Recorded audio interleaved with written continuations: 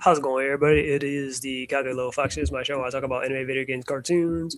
And today I am live streaming, or tonight I am live streaming. Yep. So how you guys doing today? I know I didn't really live stream last Saturday, but I did live stream on that Friday though. So, you know, I know I promised I was going to stream the next day, but I probably didn't really have any like ideas that I wanted to like specifically talk about. Well, I did have something, but I was like, I don't know, maybe for next week or something like that. So, here I am, and I know I didn't stream yesterday, which was Friday, but I was watching Ghost in the Shell for the first time and just other stuff too, and like watching some Bleach and whatnot. So that kind of thing. So pretty much that's what I did. So here I am streaming on Saturday. So I'm giving you guys some content and whatnot. Here to talk to you guys live.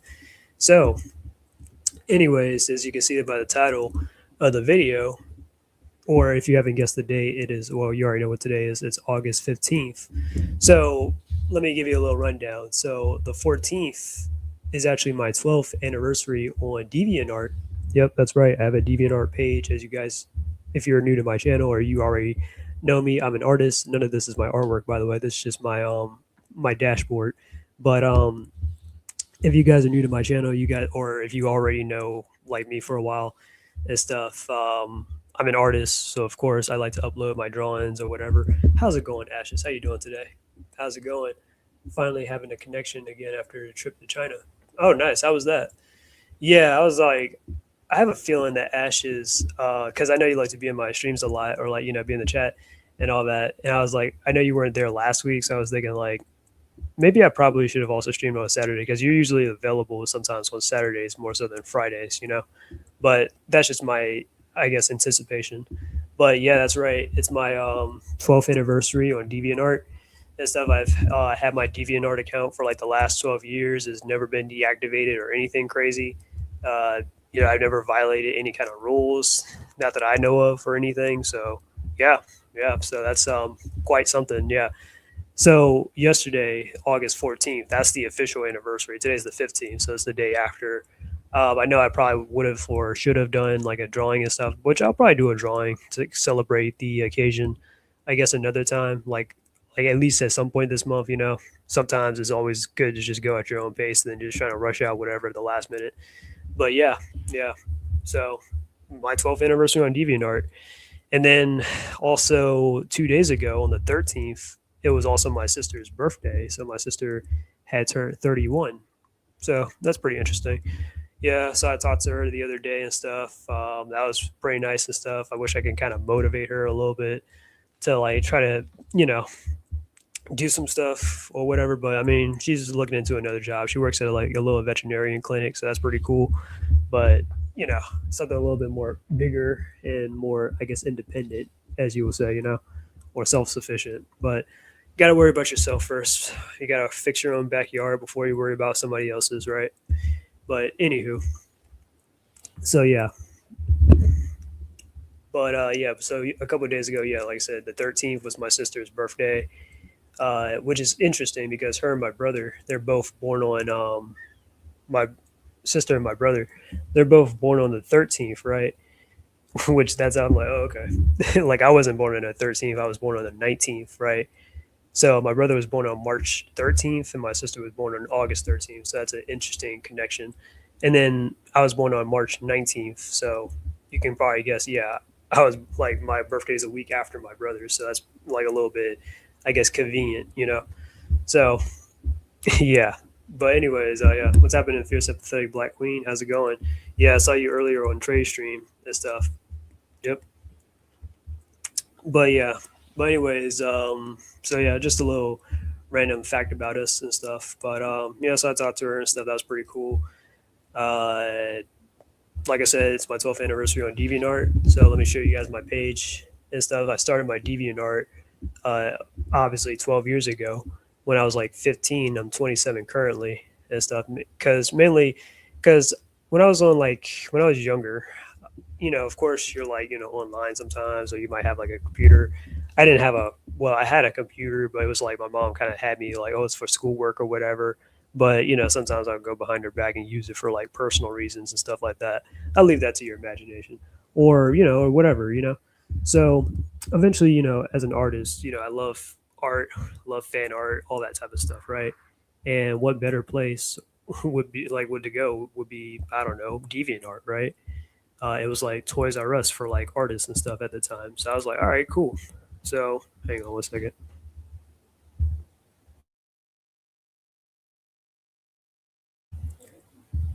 Anyways,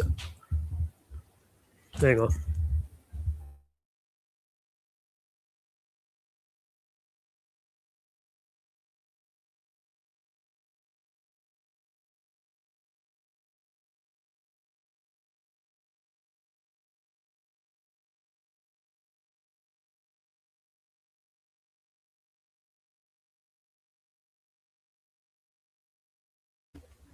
Anyways, sorry, I'm back. But what was I saying? So yeah, when it comes to like fan art and stuff, I was like, all right, I would like to have my own page or whatever. So I made my own page and stuff where I will upload my own artwork, everything. Let's see if I can find, if I can like just go to it or whatever, my oldest work. Because back then, a long time ago, my work wasn't like, you know, wasn't really like. I do have some examples that I could probably show you guys. This is where I was starting to get better. No, that's not it.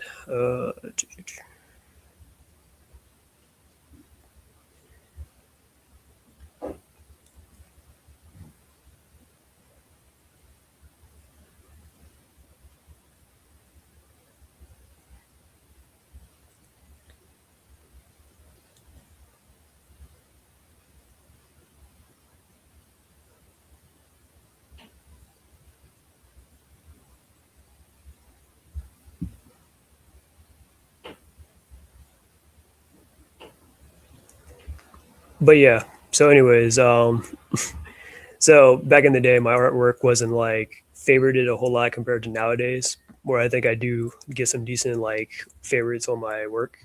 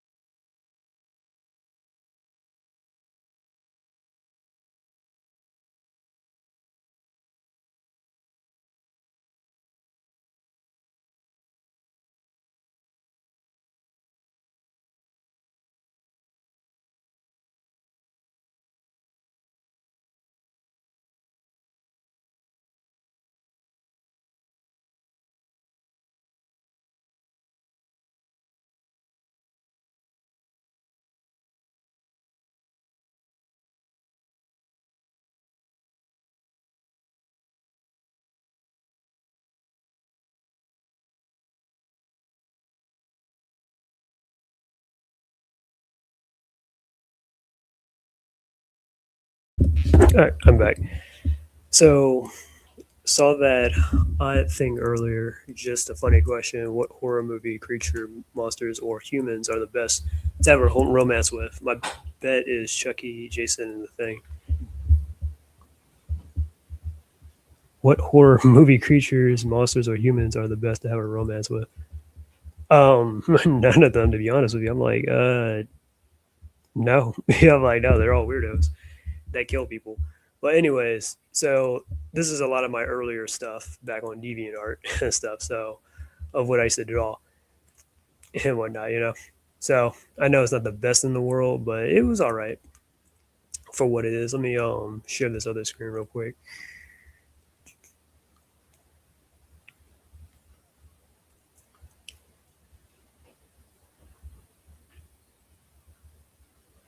So this is one of my pieces of Ayane and Blaze, a little crossover.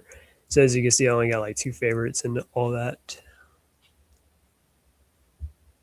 And let me try to exit out of this one.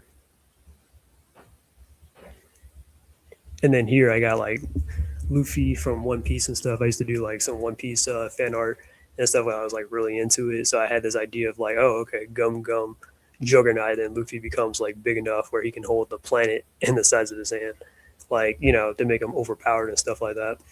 And then here's a little thing of Mega Man X, like upgraded armor. Here's something about Super Demigod Gohan and stuff like that. Lucario, Sonic and Felicia, Sanji, Leon, and Dante, like they all got the little same hairstyle and stuff. Or like Sonic with lightning and stuff, which is ironic because now we got Sonic with lightning and the little Flash crossover too. So it all worked out.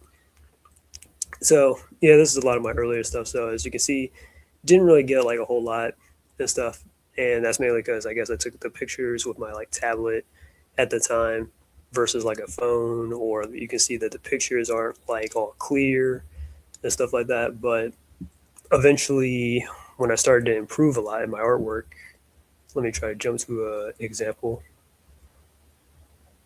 Oh yeah, I used to make these comics back in school, and I would like post them up and whatnot. This is during my like high school years, at least around maybe 16 or 17, possibly 18 as well. But yeah, around that time.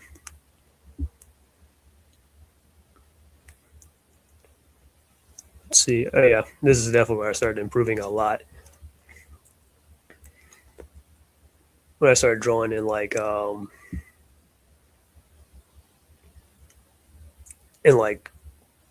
pen and all that. Well, this isn't pen, but this is more like pencil though. But I was drawing some stuff or extra stuff in the background and stuff like that to kind of give it a little bit more depth. So I was a huge Steven Universe fan back in the day. So I used to draw Steven Universe. There's been 10, of course, TMNT and stuff and all that. But let me get to the real, yeah. So when I started drawing in pen, as you can see, that's where it definitely started coming out a lot more better and clear compared to like these kind of images and stuff like that. See, or like marker right here to kind of outline it better. Although this one did a lot more in terms of like popularity. See,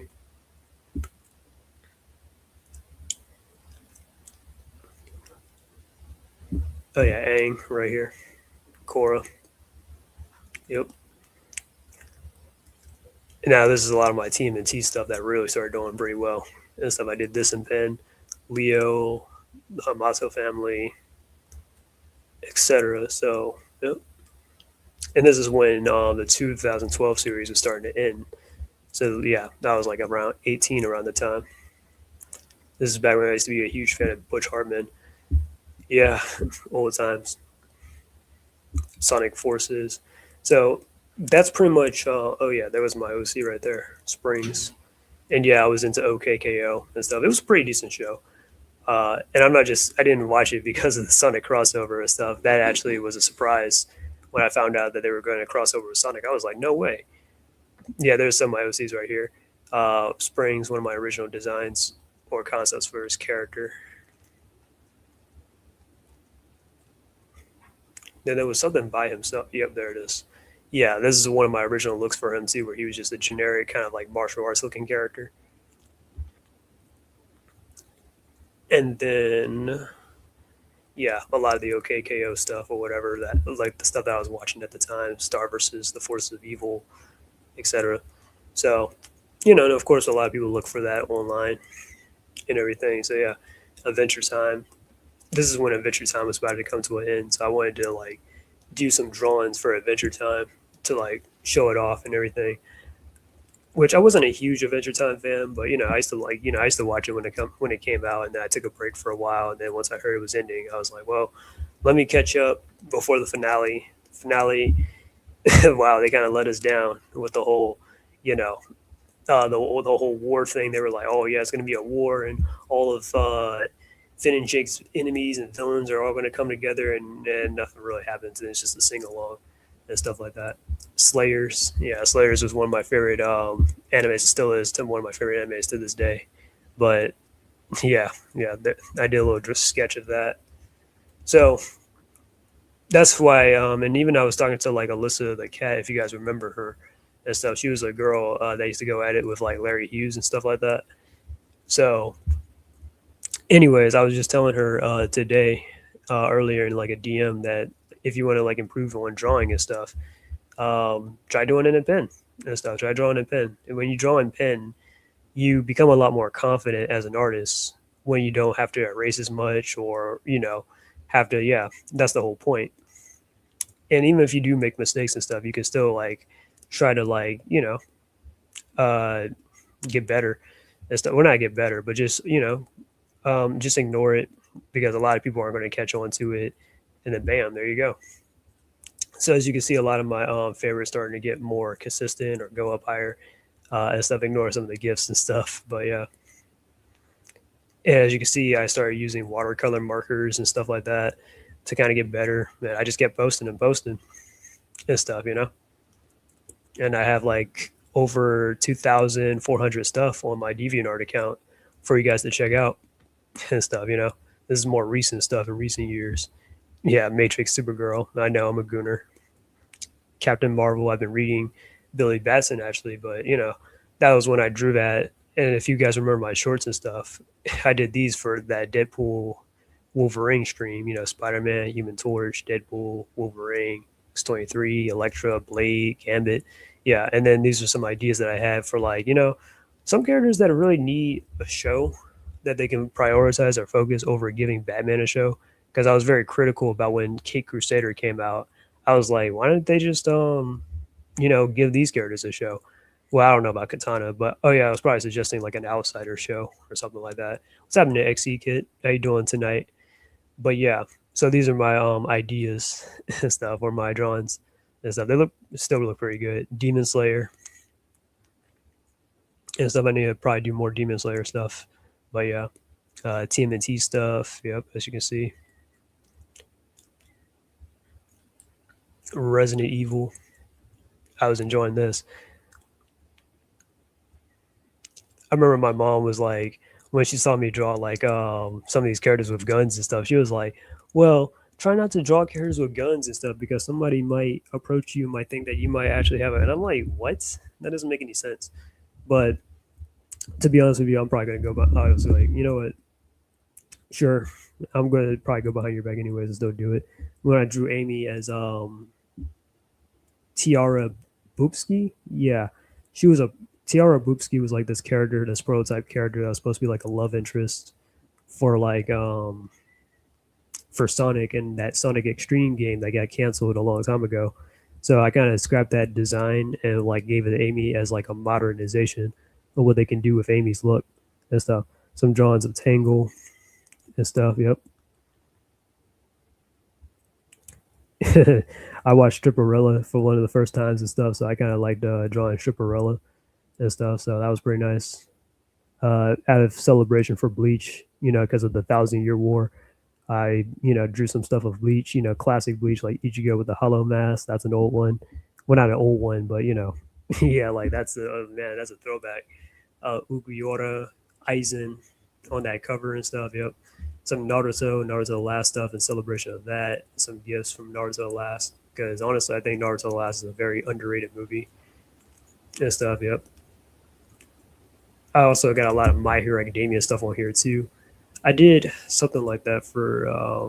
Yeah, I did this for one of those New Year streams when I was drawing Dragon Girls and stuff like that because it was the year of the dragon. What was it, last year or 2 years ago?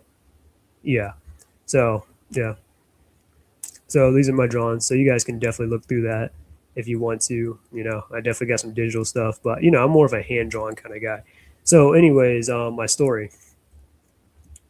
So when I was like, what was I, 15, which was 12 years ago, I had started a DeviantArt account because I was like, all right, well, I like fan art and stuff, so why not have my own kind of account where I talk about artwork and stuff, or not talk about, but I do my artwork and stuff and post it up and whatever. And like I said, didn't exactly do too well at the start, and sometimes it depends on how you like take the picture or how you draw it and stuff like that, etc. You know what I mean? So it does kind of matter to an extent. And then of course, you got to put tags and stuff like that, and then people will see it eventually. So that's how that went. But that's pretty much my DeviantArt accounts. So 12-year anniversary. So let's see. Let me show you guys what else I've been on. So recently, I've been watching GI Joe, Renegades, and stuff. It's a pretty good show. I just started it like probably a couple of days ago, and I think I'm already on like episode 15 or something like that. Yeah, or episode 14. I'm kind of a little addicted to watching it. It's kind of pretty interesting. So like, yeah, it's like this GI Joe show where like the characters are on like the run and stuff like that. Like it's kind of like a prequel kind of show, like before they form GI Joes, or they're just calling themselves just ordinary Joes, or we're just Joes and stuff like that. But yeah, Changing the channel. they're hurt. I'm gonna play the thing. It shouldn't be that long because a couple years ago I was watching Sigma Six of GI Joe like 2 years ago because I was going through rewatching, like I was trying to like catch up on like watching like maybe 80s stuff or whatever. So I was like, you know what? Let's see what GI Joe is about. So I watched the full series of like GI Joe Real American Hero, and I kind of gave up my entire box set collection to my nephew so he can kind of get interested in it or whatever. And then I decided to watch Sigma Six online. That was pretty cool. It was like, think of like anime like GI Joe, but just as an anime. That's kind of what it is. And then Renegades, yeah, Renegades. I'm watching that currently. I'm like I said, I'm kind of actually addicted to it and stuff like low key. Like it doesn't have like I like the designs a lot more better inside Sigma Six, but here it's actually pretty solid though. I ain't gonna lie to you. Be careful with copyright strike. Oh yeah, I know. That's why I'm like, you know what? I'm gonna bite the bullet on this one. Have you heard of Frozen 3 on the works? I heard you guys were talking about it in Trey's stream. I didn't know that was actually on the horizon, but that's pretty interesting. I guess I'm not really gonna check it out to be honest, because I'm not a huge Frozen fan or anything. So like, it is what it is. Just don't really find it to be that interesting. I feel like Renegades is the most fleshed out version of GI Joe concept outside of the comics. Yeah, that might be a strong possibility because, like I was saying, it's kind of like a prequel kind of show and stuff like that for like the for the Joes and stuff, like where they all kind of meet, or like some of them that they meet on the way, and they eventually they do kind of join up and like meet up and become GI Joe and all that. So yeah, so it probably makes sense why it might be the most fleshed out show outside like the comics. But it's pretty cool. You know what I mean? I just got off the episode of that Christmas episode of where they were fighting. Well, what was that? What were they doing there in that Christmas episode where like Duke's family got taken hostage by Cobra Commander and stuff like that? It was like a 2-part episode called Homecoming, and then they got arrested and stuff like that. And then I also got off that episode.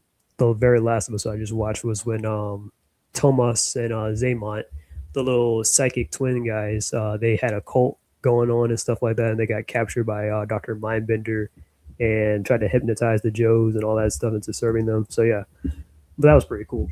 I would say this though, even one-dimensional OG 80s just shows the best version on screen, just constantly getting tired of Cobra Commander's crap.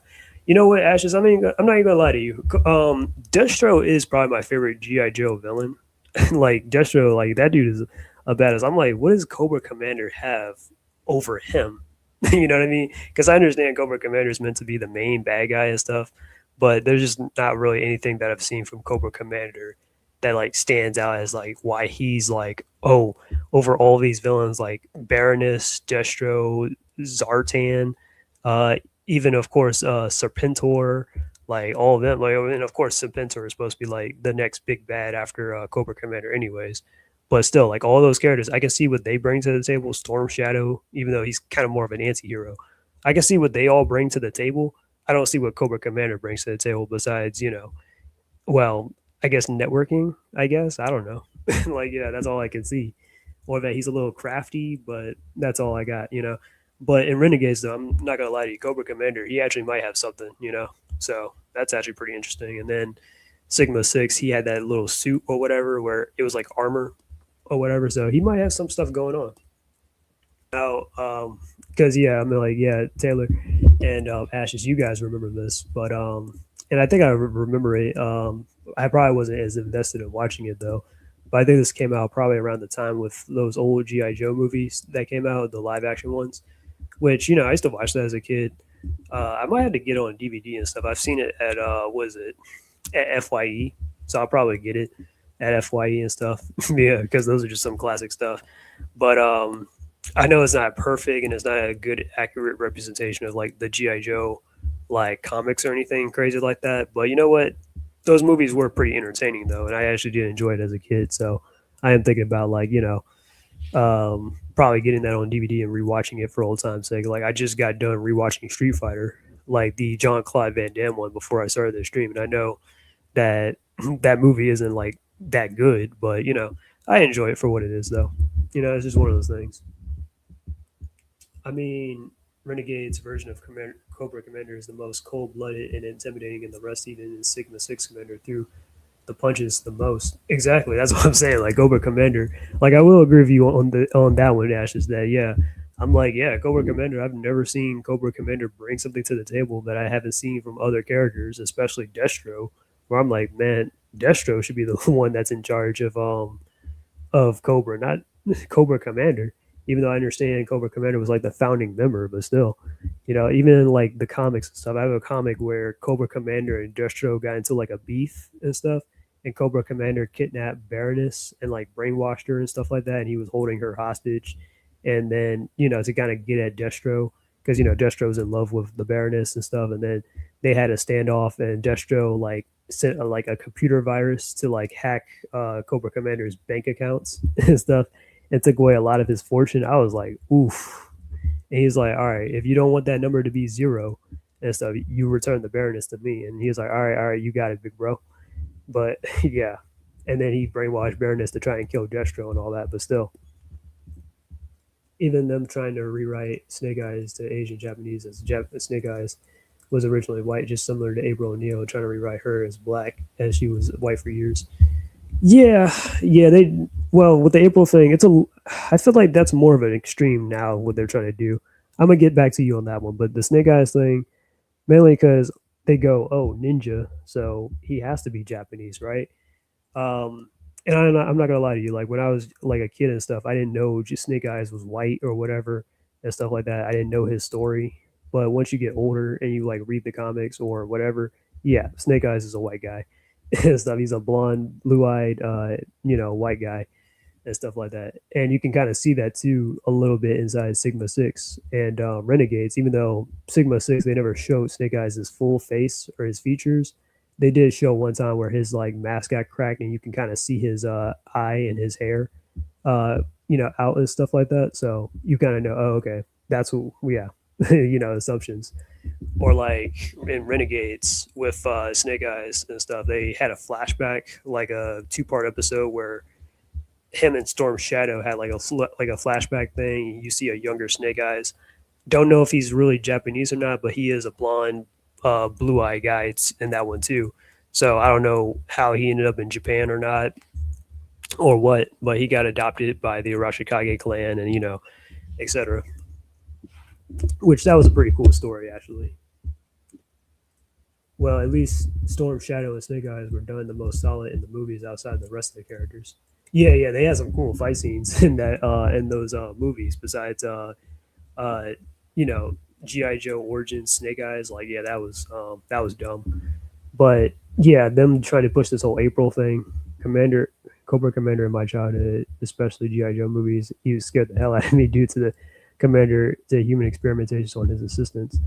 Bro, when I'm gonna tell you this, when Cobra Commander wears that little hood, and I'm not talking about like the little faceplate thing or whatever, that's kind of a little. I mean, it's a cool design, but it's like not scary. But when he got the little hood on with the little eyes poking out, that looked like a ski mask. I'm not gonna lie to you, like he kind of looks like an executioner. That's kind of a little bit, I ain't gonna lie to you, that's kind of a little scary in my opinion. I'm like, oh, that's a lot more intimidating. But yeah, that's just my opinion though. But anyways, what was I saying something about? Yeah, but with the April thing, yeah, they're really trying to push it hard that April is black now. And I mean like where they're it feels like they're really trying to like make it seem like she was always black and not white and stuff like that with more and more and more interpretations. Like first of course it started with Rise where they just did it just because okay, whatever. And then we get it inside Mutant Mayhem, where it's like, okay, so not only do you make her black, you make her fat and overweight, and you make her like disgusting looking and stuff like that. And yeah, she is ugly and stuff. We saw the designs. No, that's not like I don't know what Leo sees in that. Okay, fine, whatever. So there was that, and now you're pushing that in that Teenage Mutant Ninja Turtles thing. You try to push it in that Naruto TMNT crossover where you made April black again for whatever reason. So it's like, why are you guys keep doubling down on this stuff? Okay, that doesn't make any sense to keep making April black, retroactively. So that's what I get. But of course in the comics though, the IDW comics and all that, or like the last Ronin, yeah, April is still white and all that stuff, where she is still, her original design because they have to be consistent with that, you know.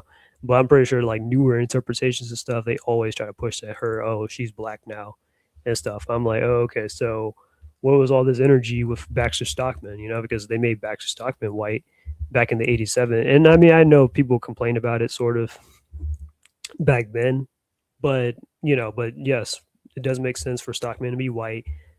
It makes sense for him to be black because he was created to be black, right? So, yeah. Hey, what's happening to SSJ? I don't like Black Gordon in the Batman modern stories. Yeah, I mean, I don't think they're trying to push it as hard though compared to the April thing, but yeah, because there's only two, three times they like race swap Gordon to be black, which was of course the Matt Reeves Batman. I guess because Matt Reeves liked that actor and stuff, and the actor is good, but he's just yeah shouldn't have been Commissioner Gordon though. And then maybe Lucius Fox probably, but not Commissioner Gordon. And then you had Cape Crusader, but that's because Matt Reeves had worked on the Batman. And he's doing Cape Crusader, so that makes sense why. Yeah, it's not the same universe, but you know what I mean, right?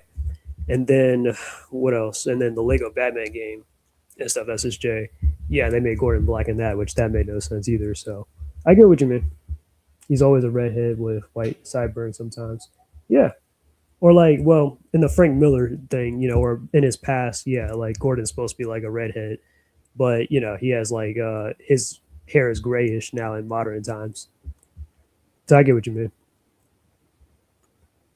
The only thing that pisses me off that Hash Bros didn't make a Chris Latta voice both Cobra Commander and Starscream in the same episode, considering that the Transformers crossover. Oh, really? Oop. Oh, and he's black in the Absolute Universe. Okay, well, yeah, you got a point because Barbara Gordon. Excuse me. Yeah, Barbara Gordon. They made her black again in that one too, which that made no sense. And Lego, yeah, yeah, yeah. Yep, I know what you mean. Mayhem even made me a little. Oh yeah, TMNT Mayhem made me a little sick of how they treated black women overweight and unattractive. Even had a scene of her vomiting. Yeah, that was just unfunny and stupid. Does that mean that Shadow is race swap since the original pitch design as a toy dark blue? No, that's funny though. But anyways, let me continue with this. When you always had like, at least when you had like a like even if the movie or whatever you had like a movie coming out, you at least had other stuff like the video games that was like a spin-off or maybe a tie-in or whatever, or just removed from that.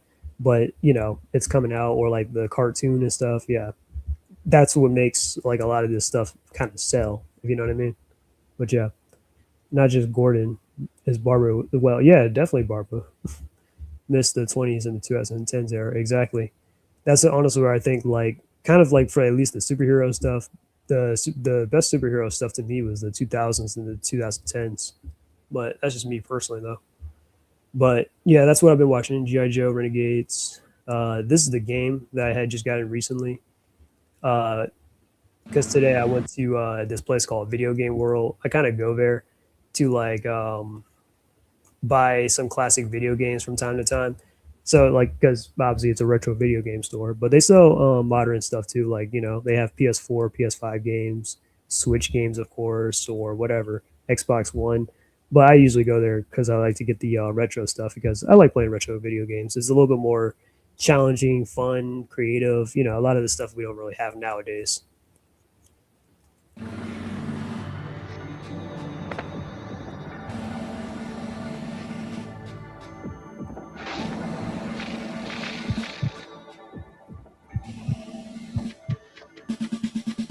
And you know how I love my ninja stuff. Yep. I just got done playing Shinobi months ago, and I was kind of doing some like DoorDash. So I have this little. I think I've already told you guys this already, but I'm going to just tell you it again. So I have this little thing when I like because I do DoorDash and stuff. So currently, I actually have gold coins on my DoorDash. That's completed over into something DoorDashes, deliveries. So it's official. I'm pro at this. So I've reached gold status. So I kind of like to use my DoorDash as like as a way of like how do I put this? So if I complete a certain number of DoorDashes, I will reward myself by getting something and stuff like that. So for this one, Tenshu, this is like $40 or $41 with the tax and everything at my at that store that I went to, Video Game World, right?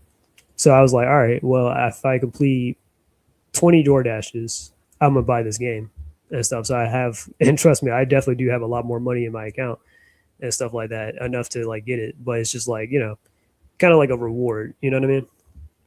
And it's always best to kind of just reward yourself with certain stuff like that. Oh, really? That's pretty nice. I probably had to check that out on your channel. Yeah, if they change Gordon, they change Batgirl as well. Exactly, and that's the thing too that I'm saying with like the Magneto thing, where well they're not going to change Scarlet Witch and Quicksilver though, technically because they're trying to like remove Quicksilver and Scarlet Witch from being the children of Magneto. But if they're gonna race swap like Magneto to being black, then you have to change Magneto's children to be black as well. So what are we going to get like a black Polaris or something? Or like for Professor X, we're going to make Professor X black. So we're going to get a black Professor X. So that means we're going to get a Black Legion, Professor X's son and all that. Even though Professor X is supposed to be what isn't he? I think Professor X is like British or whatever. Or yeah, yeah. Or he's just supposed to be white, but straight up, yeah. I have all the Tenchu games on Z up to Z on Xbox 360. Shadow Assassins on Wii. Okay, that's pretty nice. Yeah, I'm about to try this out on PS1. I got it sitting right in front of me. Fun fact: I'll probably play it tomorrow though. Fun fact: when the U.S. invaded Iraq in March 2003, the development of a live-action GI Joe film stalled. Okay. Yep. A few months ago, I played Tenchu Wrath of Heaven, the first level. Okay, nice. Yeah, that's what I'm saying. Like Professor X is like British. I'm like, isn't he not British? So why race swap him to be black? And then if you make him black, then obviously their children are going to have to become black. That's like with the Iris West thing, where they keep making Iris West black, right? And they keep having her paired with Barry Allen. But remember, Iris West is the aunt of Wally West, right? And Wally West is supposed to become not only Kid Flash, but he becomes the Flash and stuff, right? So if you're going to race swap Iris, then you will have to technically race swap Barry. I mean, not Barry, Wally and stuff. And no one wants a black Wally West. So that's just dumb. Even though I think in the comics, though, they race swap Wally anyways. Like the little Kid Flash, Wally West, Wallace something West instead of Wallace Rudolph West the second, which is the redhead one that we all know. But they called him something else. I think it was Wallace Daniel West or something like that. But anyways, he's black. But then I think his aunt which is Iris, is still white, but then the CW made her black, and then they made Wally black as well, and made them half siblings, which that made no sense. Anyways, Hasbro feared the military-themed movie might be seen as a pro-war propaganda, prompting the company to shift to focus producing. Yeah, I understand. They probably don't want to like create controversy though, so that's kind of the main reason why. Because sometimes when you do that kind of thing, they're like you're gonna get a lot of flag or backlash and stuff like that that you're just not gonna like. Yeah, yeah. No, I read your comment, Taylor. Which they have done in the comics and CW Wally. Yeah, that's what I'm saying. So I'm like, yeah, no one wants that. Yeah, they keep race swapping Iris, so it's like, all right, well, if we're gonna keep Iris, we're gonna get Wally to be black. And the thing is, Wally's actually the best Flash, so why keep race swapping him to be black? That makes no sense.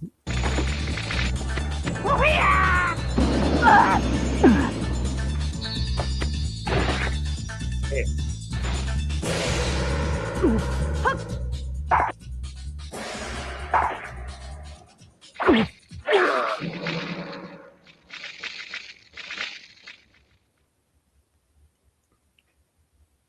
Anyways, so that's what I'm looking forward to. But I definitely got some games that I gotta play. That's in my way. Like I have Xenosaga. I know I've told you guys before. I've been playing Xenosaga, the episode one, the very first game, which is a spinoff of Xenogears. Which I've never played Xenogears, but Xenosaga. I am literally on the last final boss. I have not fought the final boss, and I gotta brace myself and stuff to fight that final boss. So yeah, but I gotta work up the nerve to do that. But anyways, so there's that, and now I'm also playing X-Men Legends too and stuff. That's pretty fun. I think I'm sort of like halfway through there, or I'm like a quarter through there. I'm on the weapon. I'm at the Weapon X stage inside X-Men Legends 2. So that's pretty fun so far. I'm actually on the boss fight with Sugar Man, and man, Sugar Man is hard to play. I mean, hard to face. The new SML video came out. Oh, that's nice. I did see that one with the wife swap thing. That was pretty funny though, and pretty creative. They're going to make British characters black, where traditional British. I don't need to see DI Brits in 2000s. Yeah, they'll probably be like, oh, it's extra diversity. You should try to find that Inuyasha feudal fairy tale on PS1. SSJ, I actually think I did kind of find it because at the store that I go to, Video Game World, there's two stores. There's one that's in this that's like a just straight up a shop by itself that you can just like drive to. Well, of course you can drive to both of these, but that's just a store. And then there's another one that's actually at the mall. I think I have seen that at the mall, but I just like I don't know about getting it though. Funny enough, I'm on X Men Legends 2 as well. Oh, really? Yeah. So which part are you on X Men Legends?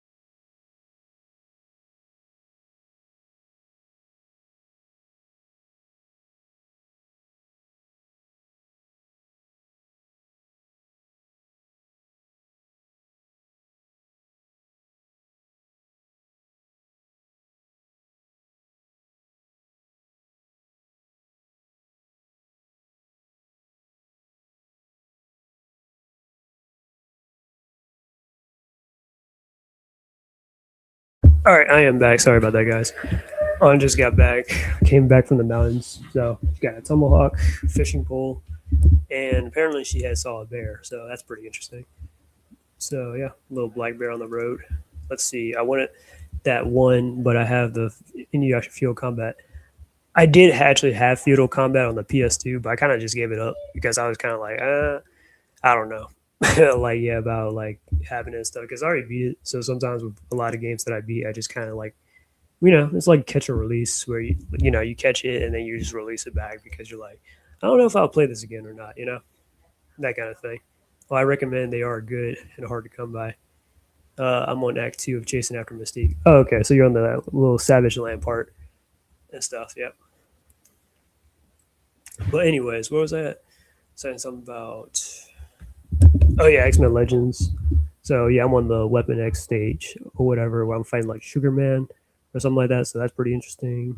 So yeah, so I'm kind of glad that it's not limited to like one area where you gotta fight like on Genosha and then that's it. I was like, wait, we're on Genosha and stuff. I mean that's cool and all, but like do I get to go other places or so I'm like, oh okay, I see how this works now. That's pretty cool. So yep, hopefully I'll come across X-Men Legends 1 some other time, but yeah. What else can I show you guys? That is probably escaping my mind because I didn't exactly write all my stuff down as far as like my ideas for the stream goes, but we're just winging it. But I guess I can share with you guys my recent upload, which is on my Kumpy Charmer account. Yep, that's right.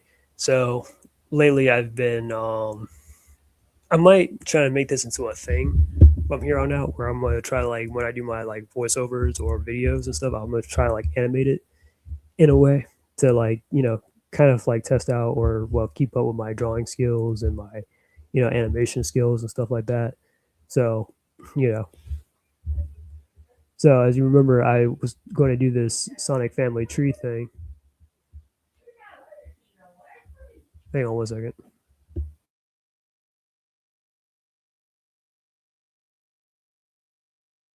Anyways, yeah, I was thinking about doing the Sonic Family Tree thing. As you guys remember, where I was going to try and cover a lot of like Sonic's relatives or his family members that we've gotten throughout the series, whether it be his parents, because I know people have asked those questions of like, oh, who are Sonic's parents? Does he have any siblings?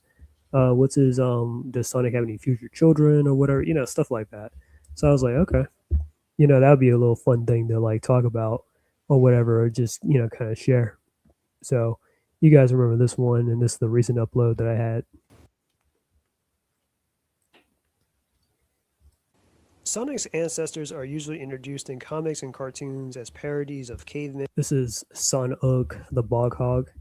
Traitor, only focusing on American spin-off garbage while disregarding the true Japanese, where Sonic is just born and that's it.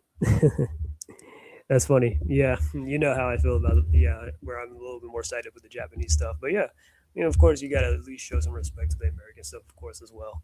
But yeah, so anyways, this is Sonic, the Bog Hog, and stuff. One of Sonic's ancestors from a long time ago, and stuff like that. He was established in the Archie comics. He kind of looked a lot more different though. But there was this design of his that was inside the Sonic official, the Archie Sonic official encyclopedia book, which I wanted to get, but that's hard to come by now. And I think it costs like $100 something or whatever. So maybe I might have to look for that online. I'm a huge Sonic head, so I would love to have this stuff anyways. So this is Sonic, a caveman variant of Sonic, men or Egyptians. In the Archie comics, Sonic's ancestors. Hang on.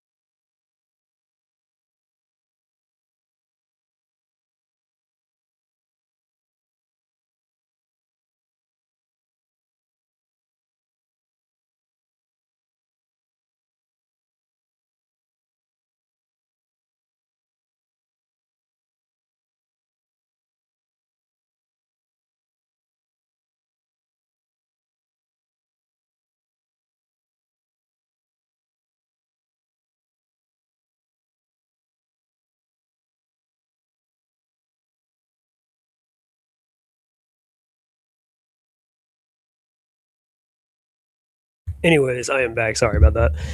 What was I saying? Yeah, so Sonic the Blackhawk. So I know mostly this animation is mostly just them standing still and just blinking, and that's the animation and stuff. Are from the prehistoric But time is I Sonic don't know. Sonic Ugh, the Bog I think it Hog, gives it a little who bit was more plucked from depth. his time period Just at one stand like we can like stand still images and stuff like that, or still images. point to kind of meet his descendant before being set back. He also shares the same kind of super speed as his descendant Sonic as well, but it's kind of unclear on which side of the family does he hail from, whether it's from. And yeah, if you go on the Wikipedia, because that is something that I like wasn't thinking about either. But yeah, that does make sense. That I'm like, oh yeah, they didn't clarify whether or not he comes from either Jules or Bernadette's side, so that's kind of questionable. I can only imagine how would you possibly handle explaining Knuckles' family tree. Oh yeah, don't get me wrong, that's also on my list too of ideas. Covering either Dr. Eggman and Knuckles' family trees. I mean, Tails, that's a little easy because Tails doesn't have a whole lot of relatives. I mean, Tails has like, well, of course, his parents in the Archie comics, and that's about really it. And maybe like Sonic as his foster brother, but that's pretty easy. But Knuckles and Eggman, especially Knuckles for the Archie comics, God, that's gonna be a lot to cover. I mean, I could probably give you a quick rundown, real quick, but like or I'm gonna give you a quick rundown on Eggman. I mean, without the animation part. So of course with Eggman, there's of course Dr. Eggman, but going back, I guess, to his earliest ancestors. I mean, it's kind of like the same thing with Sonic, where a lot of Sonic's villains, or a lot of, well, not his villains, but a lot of his ancestors have dealt with Eggman's ancestors. Like even Sonic the Bog Hog, he dealt with his own version of Robotnik, or Masonic and Penelope. They have their own version of Robotnik and stuff like that. You guys remember Mama Robotnik from Adventures of Sonic the Hedgehog, Professor Gerald, Maria Robotnik, who is Eggman's cousin, his first cousin, and whatnot, because their dads are brothers. And then, let me think with Eggman. Uh, Eggman, he did kind of get married to that one chick, Katarina, and stuff like that. And then what else does he got? And of course, I'm going to probably count a lot of Eggman's inventions and stuff too as well. Whether or not like they are technically his children, so that would be like Sage, Bakun, Metal Sun. I'm not counting every every single invention, but the ones that Eggman cherishes a lot. Um, what was it, Adam, and all that stuff. Yeah, like all those characters and stuff. And then I think, technically speaking, since Eggman has Sage, I think Sage might even have like, because you guys know Eggman Nega is a descendant of Eggman, right? Well, I think Eggman Nega is probably a descendant through Sage, believe it or not, because even though this might seem like a stretch, but think about it. Sage has white hair and stuff like that. Eggman Nega has white hair, so that's just a possibility, though. But yeah, so that's just a generalization. Or like, of course, Eggman has a brother inside the Archie comics, or Robotnik Prime specifically has a brother. What was his name? And then because of him having a brother, then you have Snively and stuff like that, who is that's Snively's dad. And that's how he's Eggman's nephew. And then Eggman has another niece, or has a niece and stuff, named Hope Kombuter and stuff, who is Snively's half sister. So there's a lot, to unravel there. And then Knuckles. Oh man, I really got to dig into Knuckles' ancestry right there, where you have to like, go from like Ahmad, and you might even have to mention Dimitri technically, because he's like his ancestral uncle and all that. And then you gotta go down the list with Ahmad, and then Locke, and then what was it? Not Laura Sue, but Laura Lee. I think that's Knuckles' mom name in the Archie comics. Then you got Kneecaps, which a lot of people don't know this actually, but Knuckles actually has a half brother in the Archie comics named Kneecaps, that Knuckles' mom had with another guy, because she divorced Knuckles' dad a long time ago.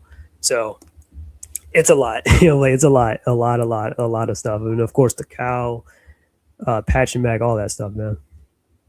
Would Steve count as Ivo's family considering he's a robot? You know what? That's a good point. I didn't even think about that. I guess he technically should.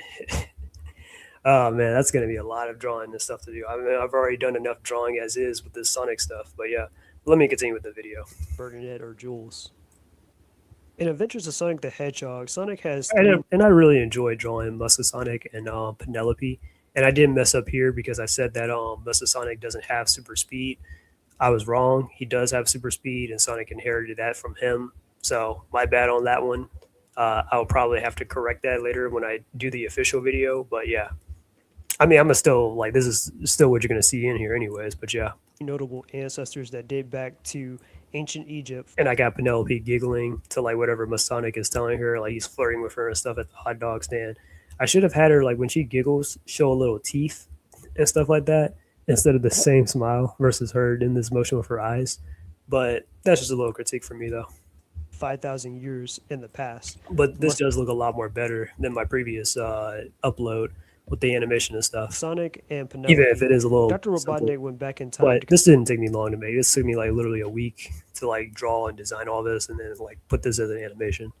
So yeah.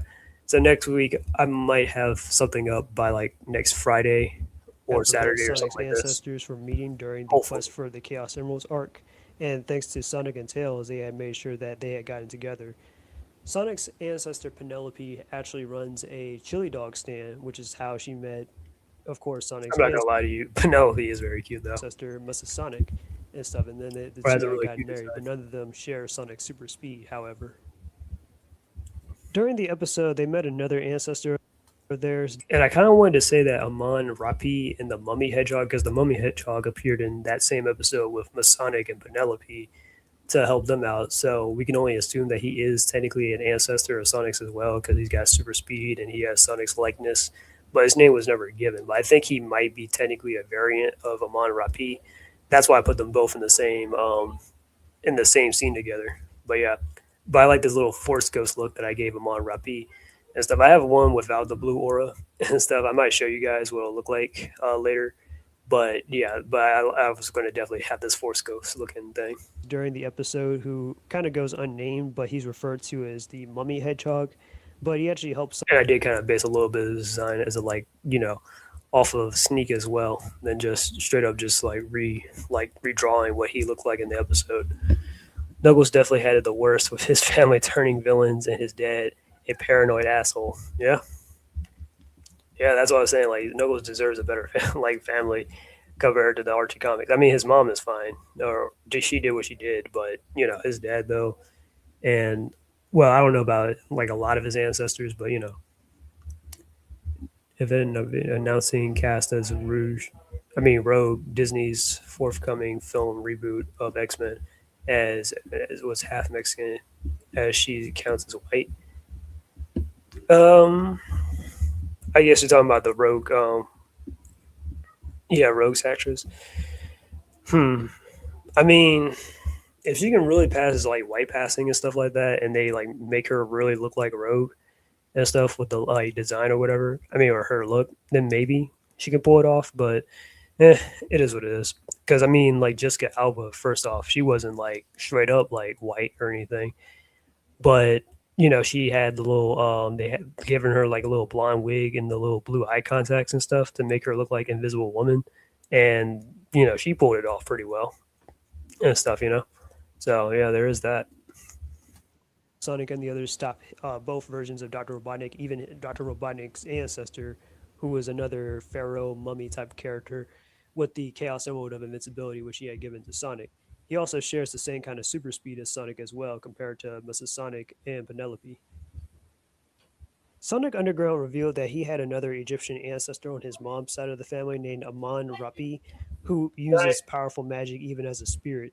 So they had to go through that one episode. And while it's kind of unofficial, Sonic might also have another ancestor named Queen. And I almost left this one out too. This one character and stuff. So this didn't take me long to make or whatever, obviously. But I was like, but I was kind of glad that I almost went back on this though.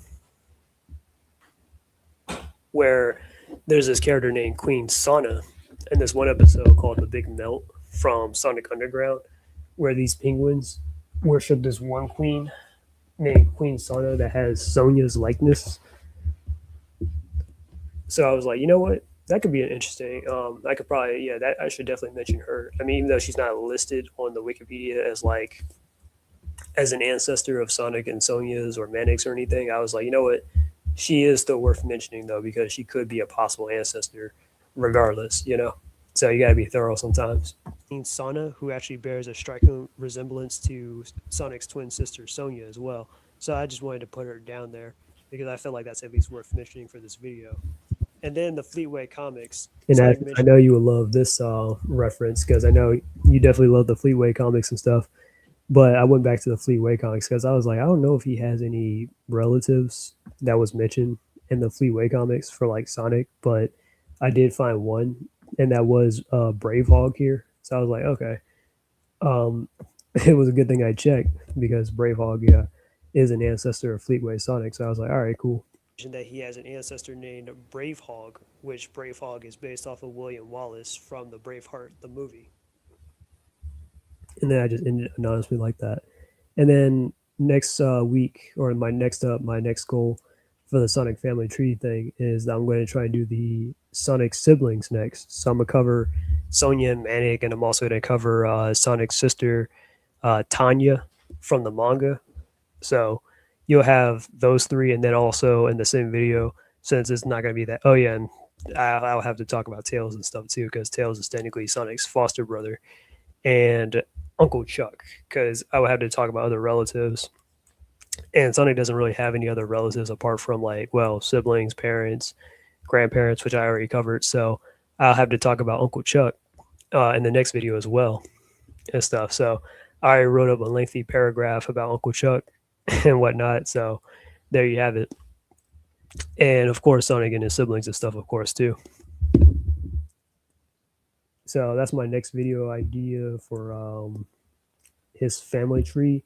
And then after that, I will have to talk about alternate reality stuff and in laws and spouses and children and all that other like junk for Sonic. So it's going to be a lot. Okay. So my hands are definitely going to be full with that one. It's interesting that Fleetway focused the most on Tails in terms of family, while Sonic, Knuckles, and Amy were like with their own business. Really? I think Tails didn't he have a? Oh yeah, that's right. Tails in the comics does have, well, in the Archie comics at least, he does have a magic. He does have a magical uncle and stuff. Yeah, named Merlin and stuff because Tails does have some mystic origins in Archie comics at least. But let me check Fleetway comics. I don't see any relatives. It says unnamed relatives though. All right, whatever. But yeah, but I'm not gonna do Tails though. I'm like it's kind of a little bit basic. But Knuckles and Eggman, oh man, that's gonna be a lot to cover. That's definitely gonna be a lot to cover. But let me just get Sonic out the way first and stuff, since Sonic is like the main character and stuff, and that would be interesting going over his family background. But yeah, so those are pretty much my stuff of what I just uploaded and everything for that. What else do I want to talk about? All right, well, I guess I could show you guys some of my sketches and drawings and stuff like that. Well, I guess it wouldn't hurt to show you the family tree stuff of what I got so far.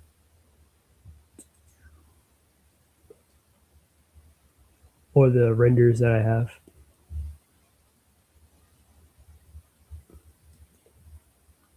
All right, so you guys can see that's a render of Sonog, the hedgehog. I mean, the bog hog and stuff.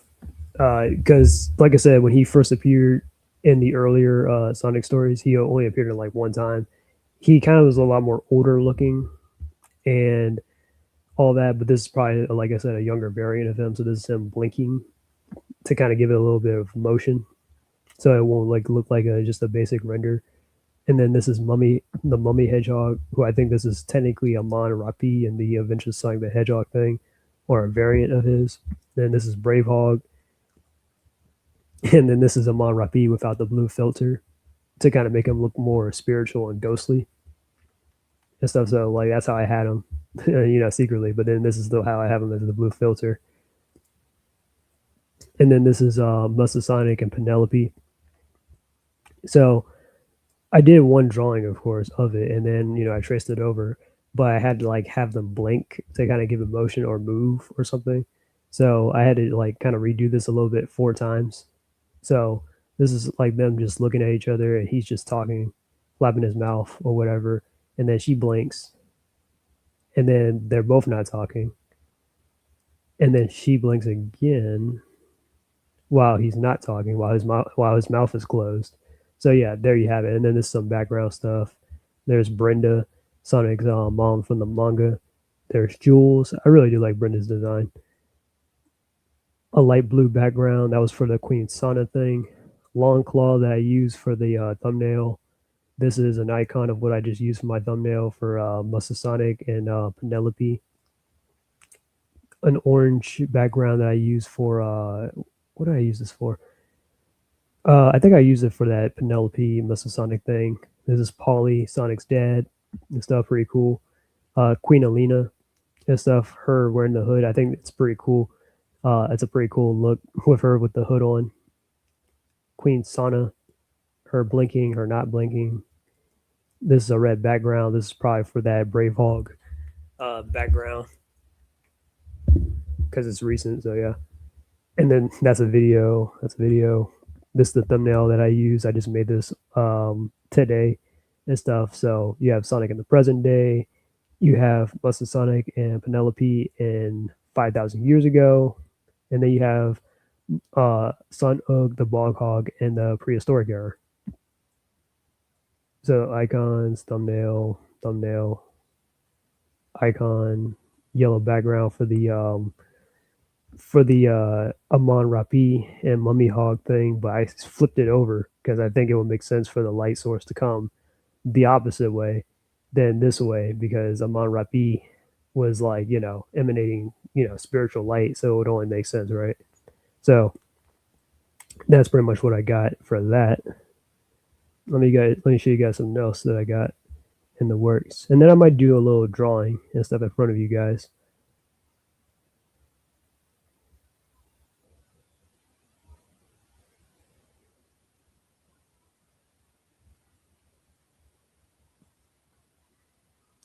Do. All right, so this is what I drew for like in the previous one for like Sonic's grandpa Maurice the Hedgehog because I thought why not because Maurice the Hedgehog doesn't have a design, so he's unnamed. So I thought, all right, well I'll just draw Archie Sonic just running and stuff like that. So this the motion and stuff of him running. This is Sonic's dads together, Jules and Polly that I used for the thumbnail. Both of Sonic's moms, Alina and Brenda, Long Claw. This is my stuff that I showed last time.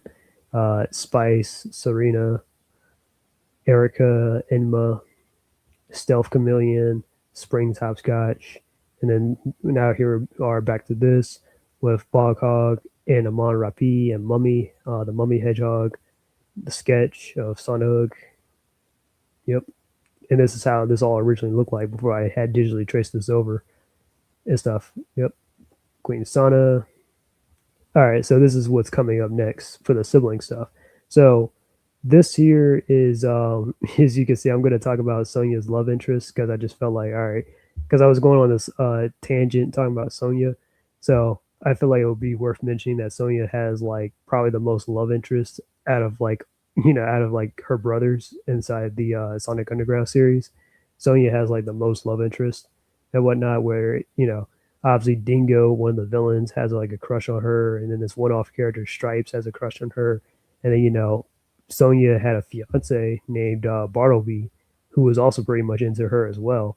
So this is just them staring at like Sonia as like she walks by them and stuff. So I'm going to do this thing where like Sonia walks past them and they're going to be like staring hard and stuff, and then they're like tipped it over and stuff like that. So I thought that'd be fun.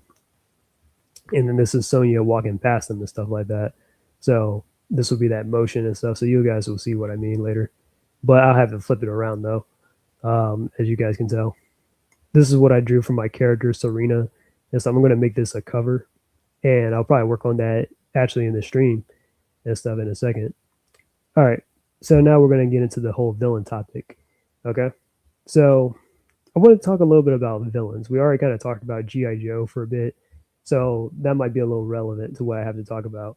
So this is one of my villains, Lord Ire, which Ire, I can't remember how I came up with this with this character's name, but sometimes villains have to have like a name that's like very striking and very like very intimidating and stuff like that. It doesn't have to make sense all the time, but some like Dark Side and stuff, which that's what I based this character off of, Dark Side and M Bison, because when it comes to villains and stuff, I want to like start my series off with my character Serena, of course, right? But of course, every hero needs a villain. Lord Ire here is definitely Serena's villain. He's the one that had caused a lot of stuff and my character Serena's life to go haywire. Excuse me, where Serena, like I was saying, like in my previous stream, that Serena was this girl who, like, she was like, like she was kidnapped and then sold, and so like, or she was trafficked and all that, and then she was kidnapped by him, and was raised to be like a child assassin and this like powerful psychic and everything that he was taking advantage of her powers and all that and experimenting on and all that stuff. So basically, Ire here, he's the cause of all that stuff, right? So he's like, and I like how like M Bison is like kind of like if you guys play Street Fighter or if you know a lot of Street Fighter stuff, M Bison is kind of like the bane of like everybody's existence almost. Like he caused a lot of characters' origins. Like we all know with Chun Li, he killed Chun Li's dad. So because he killed Chun Li's dad, Chun Li is after him. He killed T Hawk's dad and stuff, which that's why T Hawk is after him. He killed Charlie Nash. That's why Guile's after him. He ruined Cammy White's life by like he created her, made her his little his personal assassin and bodyguard and stuff like that. And then a lot of experimentation and stuff like that, similar to like my character Serena. So that's why Cammy White is after him. So like Bison is like the cause of so much evil and stuff to a lot of these characters. So that's what my Lord, like that's what my character Lord Ire represents. So I kind of made him like a blend of like what's his face, Dark Side and M Bison. And I needed another character too that I wanted to like kind of design him after. So I was like, man, what would this character look like? Because it's kind of hard to kind of come up with a Dark Side and M Bison amalgamation. So I thought, why not Parallax? Hal Jordan when he became Parallax, because I really like Hal Jordan's Parallax design and stuff, which I know that it looks pretty cool. So I was like, you know what? Why not use that for like this? It's been a while since I used it. So I haven't fully designed the outfit yet, but he's got the little cape and the shoulder pads and the little jack o' lantern kind of thing. Kind of like made me think of like Dr. Wily and his Wily Castle thing with the skulls and all that. So I thought that would be cool to mention. Let me see what you're talking about, Ashes. To be fair, I don't think Bartleby was too much into Sonya. She was mostly just an accessory for him. At least Stripes cared more about her, more enough to betray Eggman. Yeah, you're probably right. With Bartleby is kind of like an Antoine type of caricature, a little bit from like Sonic Side EM, but just with Sonic Underground. Because Bartleby, I think he does care about Sonya, but he's just more so like wrapped up in that like elite culture and stuff like that to not realize that like, okay, well, if you uh maybe if you surrender to Eggman, or I mean to Dr. Robotnik and stuff, and if you like, maybe he might be forgiving, maybe he might give you a pass and stuff, and we can be together and stuff. That's kind of how Bartleby is and whatnot. But he does genuinely care about Sonya, though. But yeah, but obviously he's like, yeah, or he'd be like, Sonya, your brothers are a bad influence on you and stuff like that. You gotta get away from them, and in the resistance stuff, and like come like live with me, and Dr. Eggman's good graces and all that jazz. That's how he is. But yeah, but he kind of needs a little bit more life experience though. But anyways, so yeah, this is my character. Going back to my character Lord Ire.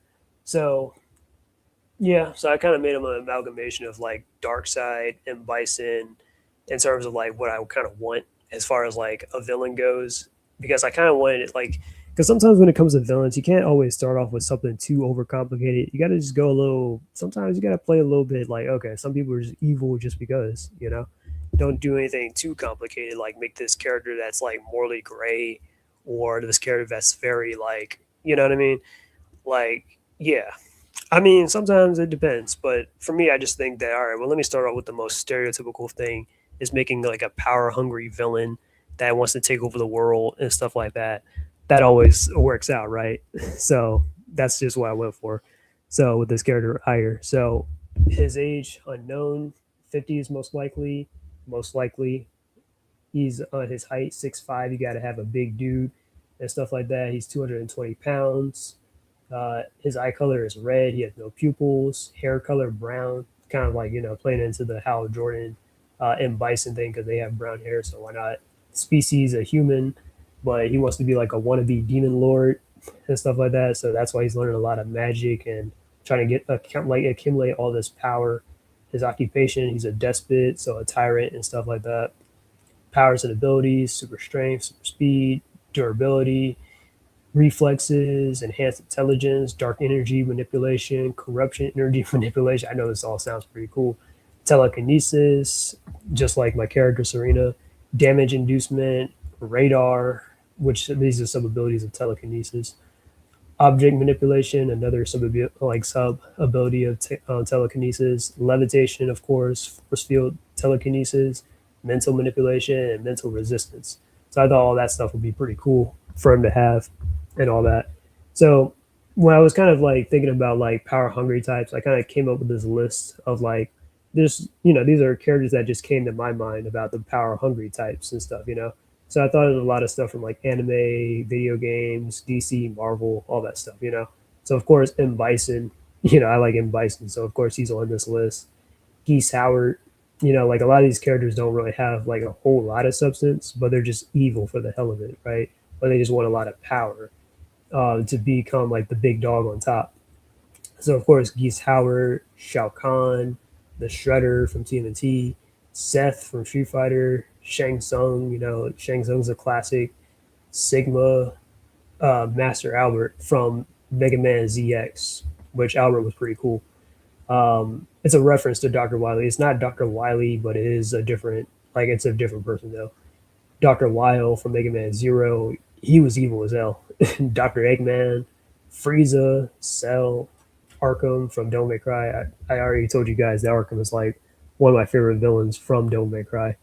Darkseid, Cobra Commander, Thanos, Magneto, even though, well, Magneto is kind of like, there's a myopic thing about Magneto, but I was probably just trying to brainstorm ideas. Doctor Doom, Senator Armstrong, Albert Wesker. But my point is though, you gotta like when you're coming up with villains, you have to think of like stuff like classic villains when you want to get inspiration or things that are based off of stuff versus I guess new age stuff. So I'm not gonna make a villain that's gonna be based off of um, I mean, that's going to be based off of All for One just yet. I mean, I could, but I'm like, it's a little bit too soon. Or Shigaraki or something like that. Or a character that does have like some kind of like, again, substance or whatever. And that's the problem with like, let's say, Spider-Man Brand New Day, where they made Jean Grey kind of like the antagonist or the villain of the thing, where they wanted to kind of redeem her in the end and they eventually do have plans on making her a hero. But for right now in the like movie, they portrayed her as a villainess and caused all these problems for Spider-Man. They even messed with him mentally, psychologically, and physically, and all that stuff. So yeah, it's a lot. So of course, yeah, Senator Armstrong from Metal Gear Rising, Albert Wesker. These are some classic villains right here. Osman Sattler, Andros. That's an OG. Like that's an OG. Raul from Fist of the North Star, Keno, or I probably meant to say Kaio because Keno is Raul's alternate name. Or no, it might be Keno. Dio Brando, come on, Dio's a classic. Cars, another classic. Apocalypse, Ultron, Trigon. Yeah, Trigon, that's an evil man right there.